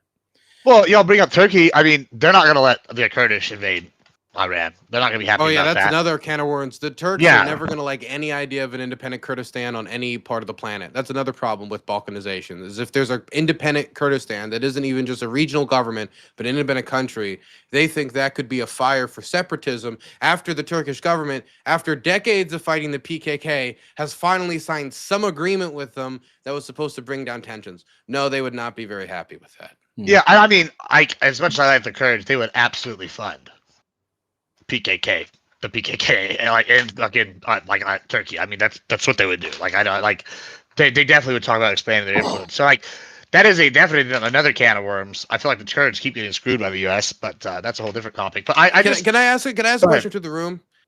There has been consideration in this, as if this war continues, because there's a chance it can go on for months for all we know. Trump was considering removing sanctions on the Russians in order to get more energy on the international market. We already saw that he rolled back some of the Indian policy. Specifically, he strengthened fuel, like the vice script going into India, and he loosened it in order to get more fuel on the international market. It was part of the same reason he put the 172 billion out and the 400 billion from the International Energy Agency. It didn't end up doing much. It didn't really affect the markets at all, but he took these moves to try to relieve it somewhat. Sure. What do you think about the idea of him going further and just removing sanctions on the Russians in order to stabilize prices while going after the Iranians? What does he get for it? Because if it's like war, he gets ending- lower energy prices on the global Yeah, stage. I'll he can take bring first crack down at the that. price per barrel. That's exactly what it. If it's that's war ending, I'll take it. No, hold on. That's not what it would be. Because like one, it would help the Russians, but while it would hurt, Iran, I guess. But like, here's the only reason I can see him doing it. This is actually a problem I have with democracy, and I don't think there's or at least American version. I don't think there's a solve for this. It's because we're ruled kind of by the mob. The people, like public opinion matters a lot, right? Like I've said, I think if we really wanted to change Afghanistan, it was going to take 100 years. Nobody had the stomach for that. The population's going to leave, et cetera, like leave the war, like pro side. So when we're talking about with Russia, the only reason I think that he would do that, maybe not the only reason, but the biggest one would be because of the midterms. If he like lifted them shortly for the midterms to keep prices down or something, that's something I could easily see him doing. And I wouldn't be a fan of that because Russia is part of this great evil empire, right? And we need to hurt them and China and take them out. And so, yeah, it might be a short-term game. The only reason I'd maybe be okay with that is because I thought the long-term goal would be to fucking push them out. However, yeah, that's a problem. We should not be doing that. Like we can survive the hurting NATO, like now I guess NATO and our token allies, and Europe are the ones that are going to really suffer under that. But yeah, I would not be in favor of that. On that first glance, I would probably not like that. I mean, I don't know about y'all here. I want to give some credit. The Energy Secretary said today that they have no plans to remove the sanctions. Right? That they considered it. But I think somebody probably came to the conclusion that right now, the way that it's predicted, most people haven't been paying attention. I pay attention. The Russians are supposed to run out of their national wealth fund this year. A lot of people don't know that. That's pretty interesting. I don't want to give them any means to replenish it. I want there to be a point where the Russians have to look themselves in the mirror and say, fuck. That's what I want. And flowing more capital into Russia, is Putin going to use that to improve his health care? Is he going to improve free speech and civil society, or is he going to buy more bombs? We know what he's going to do. And so if he's doing that at the same time that he's giving the Iranians targeting information against American soldiers, the same time he's helping them improve their drone capacity to help not only attack American soldiers, kill American soldiers who are dying, and he's doing it knowing they're dying. But at the same time, it could be used to attack international energy markets, the markets that not only help be the foundation of America's stability, but also Trump's personal political stability. The idea that that was being considered around the same time period, and the rhetoric I heard from Trump was, maybe we'll relieve them, and maybe we won't have to put them back on. The assumption being that maybe we'll get a conclusion so we won't ever have to put them back on. But you could just see somewhere deep in his soul, he really wants to remove those goddamn sanctions. And it really worries me that when he gets in a pickle, he's going to start looking for switches when the midterms come around and his numbers don't improve, and selling out Ukraine and selling out America's national security over his poll numbers. I don't know if he'll make that the choice. I'm scared that he will. Yeah, like Biden tried to do with Venezuela. What do you mean he'll try to do? What he, Yeah, I I mean, mean, he'll Exactly what kill Biden tried Putin? to do with, he went to Venezuela and he said, "Hey, Maduro, we'll remove some sanctions on you if you start putting your oil into the market." No. The idea was that he would try to fight a deal for you'll have a good democratic election. It didn't work. It obviously didn't work. The only difference is in Venezuela's case, we're talking about the government mistreating its own people. In Ukraine's case, we're talking about the largest war in Europe since World War II to a state that we told to give up its nuclear weapons. I do like that you link the two, Iran and Russia, which are very well linked, because Ukraine is also helping Israel in the war effort. They're giving them intel. I don't know if they're helping drones. Israel, but I know they're definitely helping the Gulf states. They were giving Israel, in particular, drones that could fight the Shahed drone. They have been. Is it making Israel or is Yeah. it the UAE, Kuwait, and Saudi Arabia? I thought it was Israel. I think it's Saudi directly. Ramco. I know Saudi Ramco is in talks with the Ukrainians to defend their oil fields with Ukrainian drones. And can I just put out there, oh my fucking God, I don't want to put out the biggest I told you so in the world, but 7 months ago, the Trump administration had a meeting with the Ukrainians, and they said, hey, look, the Ukrainians, the Trump administration, we would love to sell you these drones. They shoot down Shaheds. They're really good. They're very effective. They cost about $12,000 a pop compared to your interceptor systems, which all cost sometimes by a magnitude of 100 much more, right? Would you like to buy these systems? Nah, we're not interested in these systems. We're not interested in a trade for our air defense systems, for your air defense systems. Then about a week ago, the Trump administration comes back to them, says, actually, now that we have these drones ramming into our bases across the Middle East, and we have to do it over such a wide area, all the way from Azerbaijan to the tip of Oman, now all of a sudden they have interest, not just the American government, but the largest, I mean, Saudi Aramco is not nobody. I mean, when you're talking about literally the central node of the world's energy economy, and they are asking for the Ukrainians for help for defending their airfields. The Ukrainians have much more cards than the Trump administration gave them credit for. You're muted. You're muted. They're battle testing all this equipment and improving it on the field. Absolutely. It's the same way that Israel's improving our F-35s. Is it, Grid? Or Gibbs, you keep sending me articles on it? Yeah. So we have, I mean, that's an interesting point, actually. Like, so, like, Ukraine, allegedly our ally. We know the Israel is our ally. You know, when I say allegedly, I don't mean on their part. I mean fucking. You know, you never know what the Trump administration is going to do. So, I like when I was sitting here I was saying this. I don't know. I think that sometimes it is good to have an ally in a volatile region where you could use your tech and then like get see the improvements. Like, I think this helps Ukraine if they can sell weapons to the U.S. Like, it just proves the proof of concept. They have a new industry, and then, listen. And if the U.S. is a financial interest in your country, guess what? We will go whoop that ass for you. So it almost behooves them to like get more in bed with, you know, us and our allies in this manner. I don't know that that's necessarily a bad thing. They're doing that. They're trying to, but I'm very nervous because I want the Ukrainians to show the effectiveness of their technology. I've seen it firsthand, and it's not just as simple as, because some people, they try to go around the Ukrainians. I don't want to talk too much. I've talked to enough people about this, but it's weird that I get approached by defense companies, not little defense companies, known defense companies, because they want to use me as a means to go test their shit out in Ukraine. They want me to get them contacts. And I'm talking about like call in the middle of like, well, who's this number? I don't know who the fuck you are, right? They are deeply interested in getting that technology out there. But once they grab the technology to either test their own or they get the Ukrainian stuff out, what they find is it's not integrated with radar systems. It's not integrated with the communication systems. It's not as simple as just having the drone. It's about getting information to the drone, getting information not between the drone, one pilot and the commander, but the pilot, the commander, and every single other drone operator for a 50-mile radius, so they can all see the different points of contact and quickly respond within 30 seconds to a minute, especially if you're talking about fast-moving targets. And so they tried to go around the Ukrainians without the battle-tested equipment, and all they had was a bunch of pieces of junk that could not be used without the wider systems. And so again, even if they tried to steal the card from the Ukrainians, you couldn't. They're the ones with the technological know-how right now, and they can spend the time 3, 4, 5 years trying to develop their own systems, but Ukraine made its systems in a pressure cooker of national survival. That's why it was made much faster, and that's why it was made to such high quality, because they had to do it or their country would not survive the massive kamikaze attacks. There's been over 50,000 Russian, Iranian kamikaze attacks on Ukraine, but they've survived, and that's because of technologies like this. And so I really think the United States should take advantage, make these deals, but not fuck them.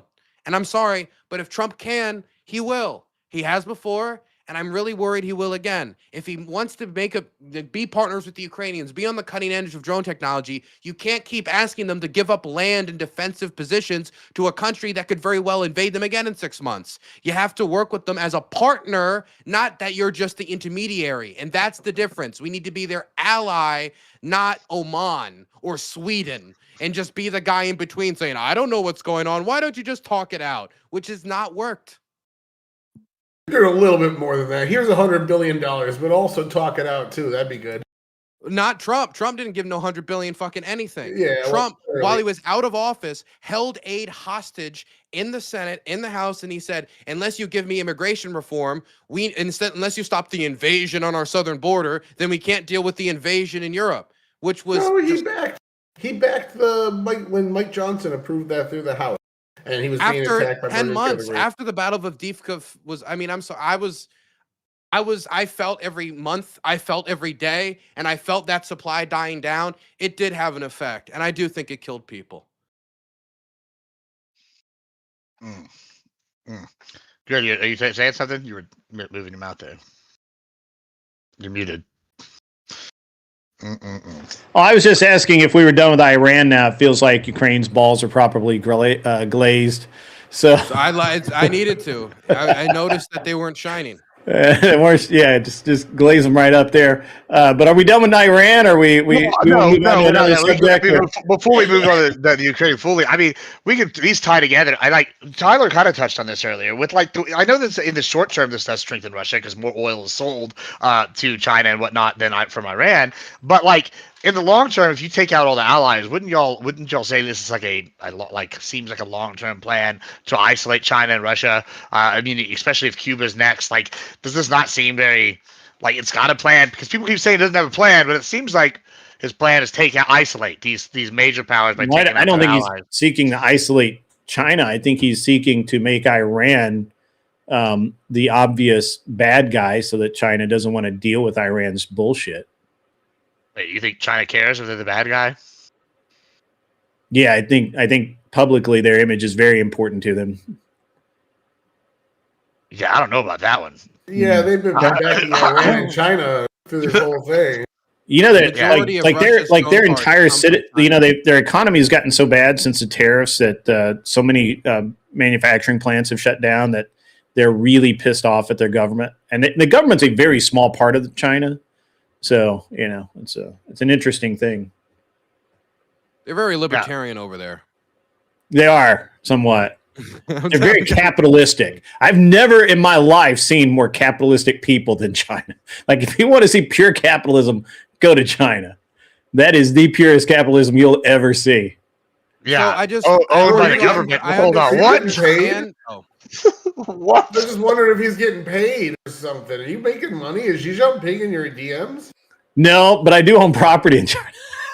Yeah, I don't know if I trust this guy now. This guy, they are not capitalistic. What the fuck are you talking about? You should go check it out. You're talking about sweeping and glazing for Ukraine. The only way they're actually communist is the government. Now that Tyler's done insulting the longest running civilization in history, the glorious people of China, I just wanted to quickly say, like, look, I understand the Iranians are isolated and you can keep putting up the pressure cooker, but until something falls over, I think we're all getting ahead of ourselves on long-term this, long-term that. If the government's still there right now and the government could still be there in a few months, then I don't know what has been achieved in the long-term frame. I can understand the idea that if the government topples and then you have something that's more open to the world community and they're trading onto all global markets and not just with the Chinese and other nation states, and they're not working towards an atomic weapon, they're not helping the Russians with like selling certain drone parts or whatever, that this would all be positive. But we got to get there first, and we're still a long way from there. Like everything that we've talked about today, that we've said that is actuality something that has been achieved, has been described as quote unquote mowing the lawn, which is something you have to do regularly. That's why it's called mowing the lawn. You have to come back around, come back around, come back around. So I have to use a until good weed killer. Use a good weed until killer. then, so far all we've done is Deterrence. quote unquote mowed the lawn, right? Deterrence is a fantastic reason for war as well. I think you don't have to decapitate the regime. You just have to kill enough of them and let them know if you do this shit again, we're coming back and we're going to make it hurt.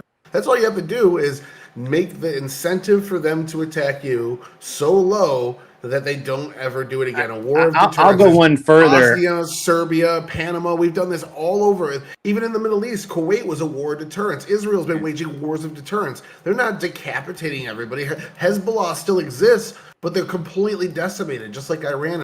Let's expand that. Let's expand that to as we come closer to the end here. Let's expand that. So we've talked about other proxies. The Houthis have basically stayed out of this so far, which kind of surprised me a little bit, other than some token gestures. Hezbollah has obviously gone balls deep, but and I don't want to bring up balkanization again because we covered that in depth. But what do we think about these proxies? What are these proxies going to do? If Iran, the government, doesn't have the ability to support them or send them drones or missiles or give them the funding they do, are they going to die off? Like, this is the weakest Hezbollah's been in decades. Do we see Lebanon leadership changes? Are they going to be pushed out as a party? What does this look like with their proxies? What do we think is going to happen here? They're fucked. It I'm depends going to what agree with proxy- Tyler. If we're talking about Hezbollah, probably for two. Number one, they don't have no ally in Syria anymore. Yeah. And if they have no ally in Iran, there's just too much isolation combined being next to a very hostile neighbor for obvious reasons. I think Hezbollah would probably be in the most difficult position of any of their proxies. If you go to the militias in Iraq, they'll probably try to find new sponsors. Who those new sponsors will be, I do not know. But I mean, I would say a big question mark. They probably not get as much support from Iran, and at the very least have some short to medium term decrease in supply. When you're talking about the Houthis, that's the one that I think will probably deal with it the best. The Houthis did get drones from Iran. The Houthis did get missiles from Iran.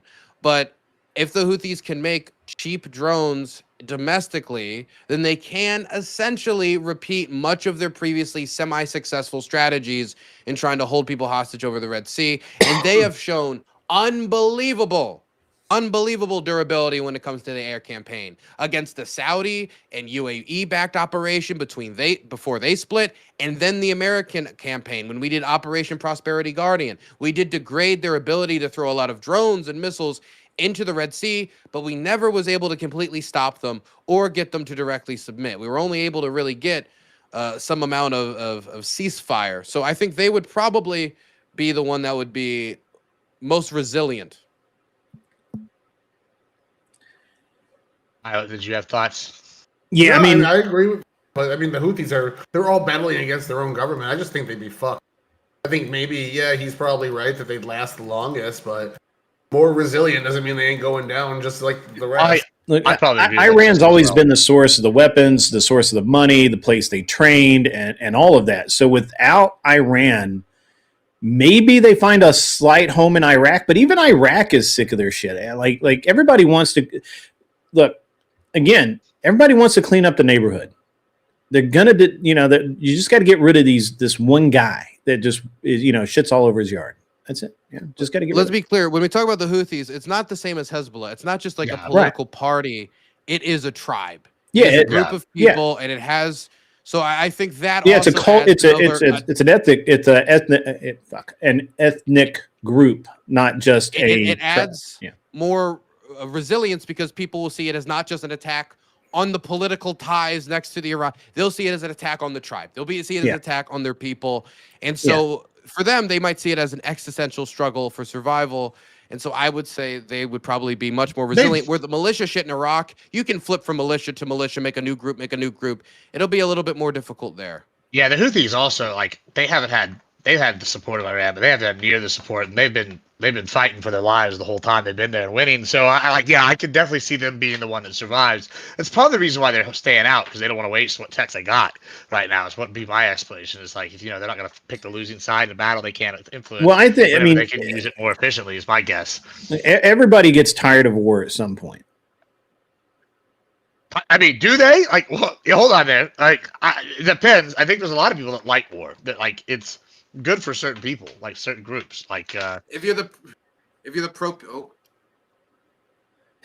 plug the cable in. I heard it fine. I don't know. If you're the pro-peace president, you love war. Yeah, there you go. Yeah, what is it? Peace through strength or something. Peace through superior firepower.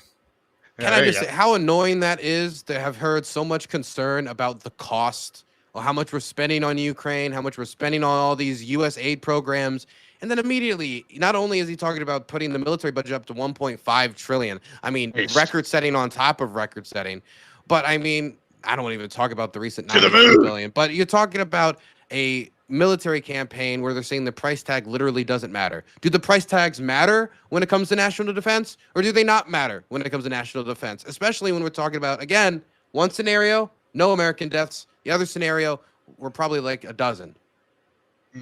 Yeah, I mean, a little bit slightly related before we end this, I think, Trump is saying that the Iranian war has helped prove the need for the new American battleship, which is going to be a lot of new technology. We saw how that worked with the literal combat vessels and how badly those have been.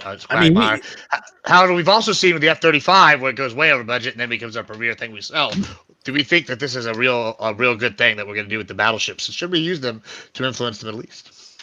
I think our tech is pretty solid. I mean, you look at the F-22, nothing can even. I mean, rockets can't even touch that thing. Like, it's crazy. Well, except for Raytheon just gave out all the secrets. By the way, they failed. But if y'all didn't know this, Raytheon had a leak, and now China's got all of our info on the F-22 and F-35. So, for once, it wasn't War Thunder. But on that note, let's go wrap up some closings here because we're going to do something else here in a moment. But I'll start with Tyler. What are your final thoughts on Iran? What's going to happen? Give us any closing thoughts here. I think like a lot of Dylan's his concerns are fairly valid. I agreed with a few of them. I just think that they're rather unlikely or part of Trump's strategic ambiguity and things like that. I would like to see some more clear goals as well. The Pentagon's releases haven't been very clear as to what's going on, but it's pretty clear we're dominating at the very least. I would like to see us seize their materials before we leave there. Hopefully we do. And at the end of the day, we're really not in any fear of losing this. What we're talking about is how hard are we going to win? I hope it's more than anybody here predicts, but at the end of the day, like, this is already a W and pretty much a net good for the world. There's really no downside if they don't have the capability to attack us back. If all they can do is hit small little thing here, little thing there. We keep in mind the IRGC, as much as they might be radicals or extremists, they're still a paid fucking group of people. And when their paychecks stop coming in, I bet you they start changing their tune a little bit. So, I don't know. We'll see what happens. Yeah, and we'll go to any other things coming up that you want to promote or say before we... I got a debate on Saturday. I don't even know what it's about yet, but I'm going to win it because, it is what it is. Where are you going to do it? Horseradish. Nice. Also, quick fact check, it wasn't Raytheon, it was RTX, was the one that leaked to China. All right, and on that note, Grid, go ahead. What are your closing thoughts? Me again. All right. Well, I think it was a great discussion with Dylan. I think that he's butthurt that we're supporting Iran and not in ways that we didn't support Ukraine. I think the difference is there are Americans that have been dying in the Middle East for 70 years. And that's why, honestly, I never cared about Ukraine to start with. I still don't now. But I do very much care about the Middle East. I really, really am tired of Americans dying there. And if this is the path to that stopping, I'm all for it. And as far as the winning or not winning, no, I don't. I mean, look, we accomplished a ton of our goals in the first few hours. I think we constantly reassessed what those goals need to be to declare an actual victory, and some of those are going to depend on our diplomatic solutions, right? Whether or not I necessarily agree with those is at this point kind of immaterial, but at the end of the day, there's no there's nothing here that surprises me. There's nothing here that is unsuspected, other than the fact that I honestly thought it would take Iran a little longer to run out of missiles. They have had a long time to stockpile, but I thought they had more. I thought they had legs. I don't want this to turn into another Baghdad where we're going house to house and room to room. So I'm perfectly happy. Carpet bombing it from 30,000 feet. I'm sending the B-52s. Let's do that. Let's make that happen. And at this point, I'm just over the Middle East. I really am. I don't care if it's Persian, Zoroastrian, Kurd. I don't care who steps up to the plate as long as they want to make a better Middle East and they want to work with their neighbors. Other than that, I don't give a shit. Bomb them all. Whatever. It doesn't matter. I think that Dylan's made some good points. I disagree with some of them, or most of them, and that's okay. We can have a civilized discourse that way, and I appreciate him coming on. I did actually try and, kind of tone down a little bit because it was 2-on-1, which is never fair. And Tyler, you get him going, and he just won't stop.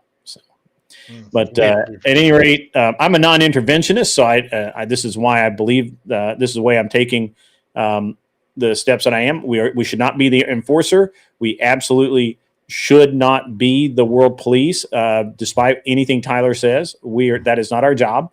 It is not our bill to pay. And anything that will get us out of the Middle East and get those troops back home where they belong, I'm good to go. And if that means the Saudis have to get their tippy toes in the sand, fine. Let's make that happen. Thanks a lot, Dylan, for coming out. Yeah, thank you so much, man. All right, and Mr. Burns. Sure. So I think for me, the metrics of success, it's just very hard to gauge it. And I don't think we've really got a conclusion on judging metrics, just that the metrics may change as the war goes on. We might, take what we can get when it comes to concessions. But I would judge success based on the end of the atomic weapons program, us being able to get material that would set it back not a year, but set it back half a decade. The South Africans were able to get an atomic weapon. And when the South Africans were asked afterwards, when we were getting it back from them, taking it and they were being disarmed, their scientists made very clear that the thing that scared them most about the program was how easy it was to make an atomic weapon. And so this is the overarching biggest threat when it comes to the Iranian government. And that is my main priority. When we start adding other metrics of success, like getting rid of the leadership, choosing the leadership, getting rid of the entirety of the ballistic missile program, stopping the funding of the proxies, these different other measurements of success, I see them as, well, we weren't able to get the atomic weapons program. Maybe we can get one of those. But I haven't been able to get one of those either. And so right now, they are being degraded. They will probably continue to be degraded further, but strikes on desalination plants are still something I'm concerned about. The Red Sea being brought into the equation by the Houthis, that lever being pulled, is something I'm still concerned about. And I am not convinced that the Iranian government is on the way out.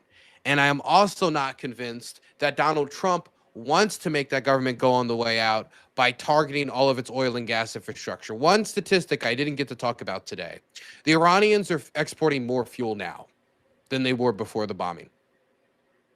They're exporting 30% more fuel month on month compared to February in the month of March.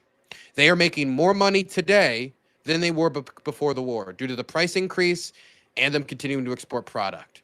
So if Trump was to go after one of the largest oil producers in the world that produces, while it's in the top 10, I think it's still 4%. If we were to get rid of that on the market, on top of endangering the Strait of Hormuz, that would even further damage the energy markets in a midterm election. And so it's not that I don't think that maybe we could eventually topple the regime. It's that I don't know if Trump's willing to do the damage to himself and his own political dynasty and his own image to do it, knowing that it's the economy, stupid. And I think that his prioritization of his own politics in that moment is going to mean that he won't be willing to pull the trigger. And so he's going to continue to say, hey, could you please demine the Strait of Hormuz, or maybe we'll do something. And he's going to try to find any other way to finagle it besides pulling the trigger, going after Carg Island, and lighting ablaze all of their oil fields, which will further damage energy markets before midterm. And the longer he waits, the closer it will be to the midterm when he does that disturbance. So if he is going to do it, sooner would be better, but he hasn't done it yet. We'll see. Besides that, Ukraine's cool, and we should give every taxpayer dollar to Mr. Ukraine, especially anything that was going to be spent on homeless, disabled, veteran, patriot grandfathers, and everyone we love in America, specifically. Mm-hmm. I think every cup of a homeless man should have to dump half of it in the Ukraine bucket in funds for aid. Okay, so that's my official position. Not ironic. You can find my contact. You can find my content at Lactoid at Twitch TV. Nice. I also agree. Trump, you should open up the military-industrial complex for Ukraine and help my stock some more. I appreciate it if you do that. Yeah. Thank you. Also, guys, if you like this, I'm going to be ending this shortly, but just wait about 10 seconds to refresh because we're going to go panel hopping and yelling at people about fucking, I don't know, some kind of bullshit war-related stuff and why they hate America for not helping Papa Gibbs get rich. So that's what we're going to talk about going forward here. But we're going to end. We're not going to raid, though. So whatever. Thank you all so much for joining us today. It's been very good. It's been very fun. Y'all have a good rest of y'all's evening. See you guys. Take her easy. See y'all later. Bye-bye.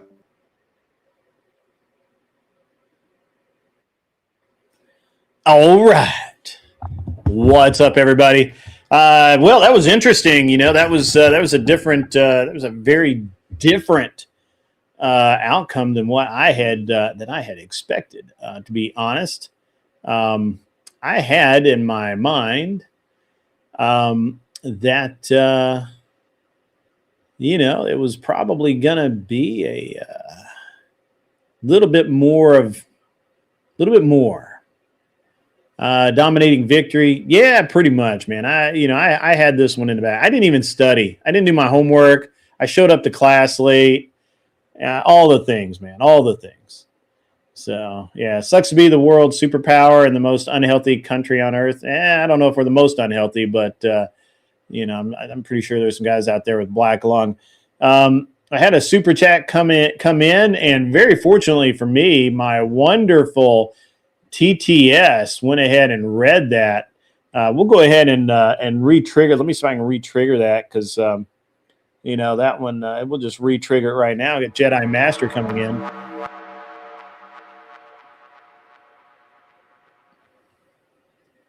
At Jedimaster 2022 donated $5 super chat. Young man, why are you not in Ukraine fighting and on here talking nonsense? Iran declared war on USA in 1979. Dylan, you're clueless.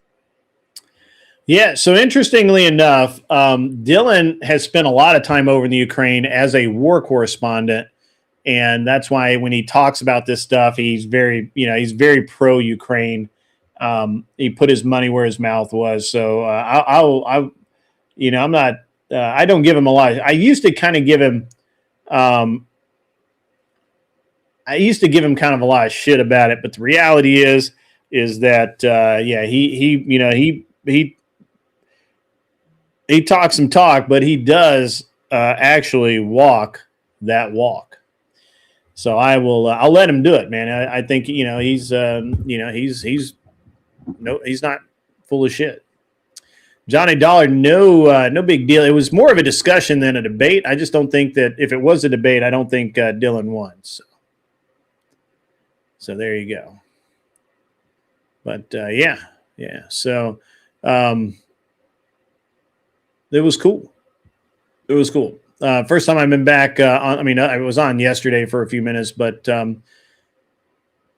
really the first night I've been back since I had all of the, been dealing with the with my my mom's passing. So that's that's been a thing, and so it's it's been interesting. So yeah, I don't know what else to kind of go through there. It looks like we lost about half the audience or more, so that's that's not cool. But that's okay. That is okay. Hey, thanks, Johnny Dollars. I appreciate it. I feel I feel good. I met I started making the funeral arrangements today. That's tough, but it's a good kind of tough. So, not I'm not going crazy about it. So, but certainly yesterday was rough. Like it was just rough. So, and nothing. I mean, I can't even say anything else about it. It was just plain rough. So,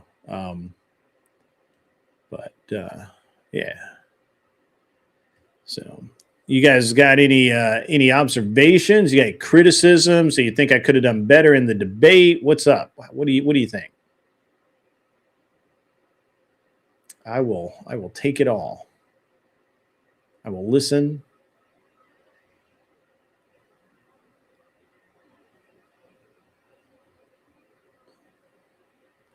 Cleaner, I saw you come in. That was cool, man. Glad to see you.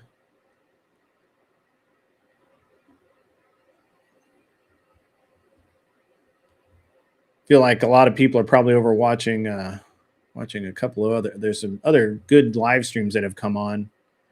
So that is that's good. And I will be doing so I've got a busy schedule coming up, guys, and I'm going to try and do a gun prattle on Monday afternoon. I'm still trying to schedule someone to be on with me, as a guest. Don't know that that's going to happen, but we'll see. I think it will. And so Monday afternoon, I'm going to do a gun prattle.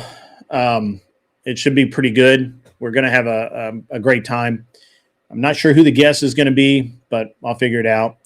It looks like so next Thursday, I fly to Arizona, and I'm going to be competing at the Superstition Mountain Mystery 3-gun. Now, that is it's one of the longest running 3-gun matches of its type in the world. It is, sells out every year. I was waitlisted, then I got in. I have,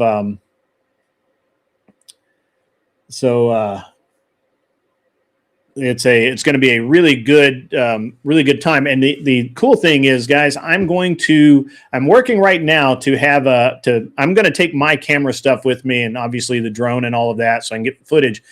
But it looks like I may actually do some live interviews while I'm there. And not only that, it looks like I may have a cameraman with me to be able to do not a live podcast while I'm there, maybe do it every night that I'm there. I'm going to reach out to some of my competitors and see what they think. It would be great to get some of the, some people live to sit down with me and have do a hour or 2-hour interview. So that will be, if that happens, that will be it'll be next, probably next Thursday, Friday, and Saturday. And then Sunday, maybe, but maybe not. And I fly back the following Monday. Yeah, my wife's probably wanting me to come in right now myself. So if anyone has anything that they'd like to talk about or want to dive into, or comments, questions, any of that, that'd be awesome. Yeah. If you didn't get to hear it so loud, all you guys who are, doing your husbandly duties and taking care of your wife, hanging out with your wife, you can always watch this on the VOD for sure. So, so we're gonna do Gun Prattle. I'm gonna try and do Gun Prattle Monday.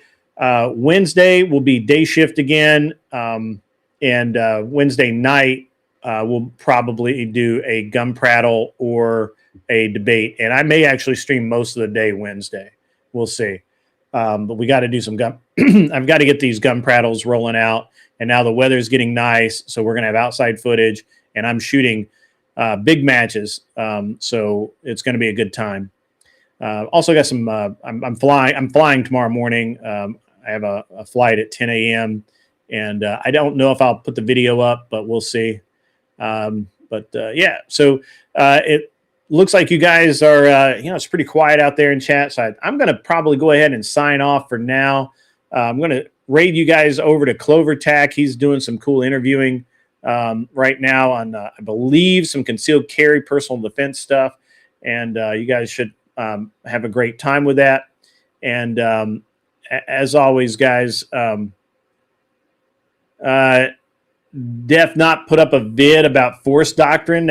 That's got to be hilarious. Def Not is in. I honestly think Def Not's insane. I just don't. Her takes are just so odd that it's just terrible to even try and wrap their head around. That guy Circa, who was on here a week or so ago, was Circa was on this show a week or so ago on I think a Thursday, and he was absolutely crazy.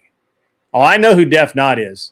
Yeah, I don't know who it is. I mean, I know who Def Not is online. I don't know who that person is. But I mean, I know the streamer Def Not. Is it somebody hiding behind a mask of, and we should know who that is behind the mask?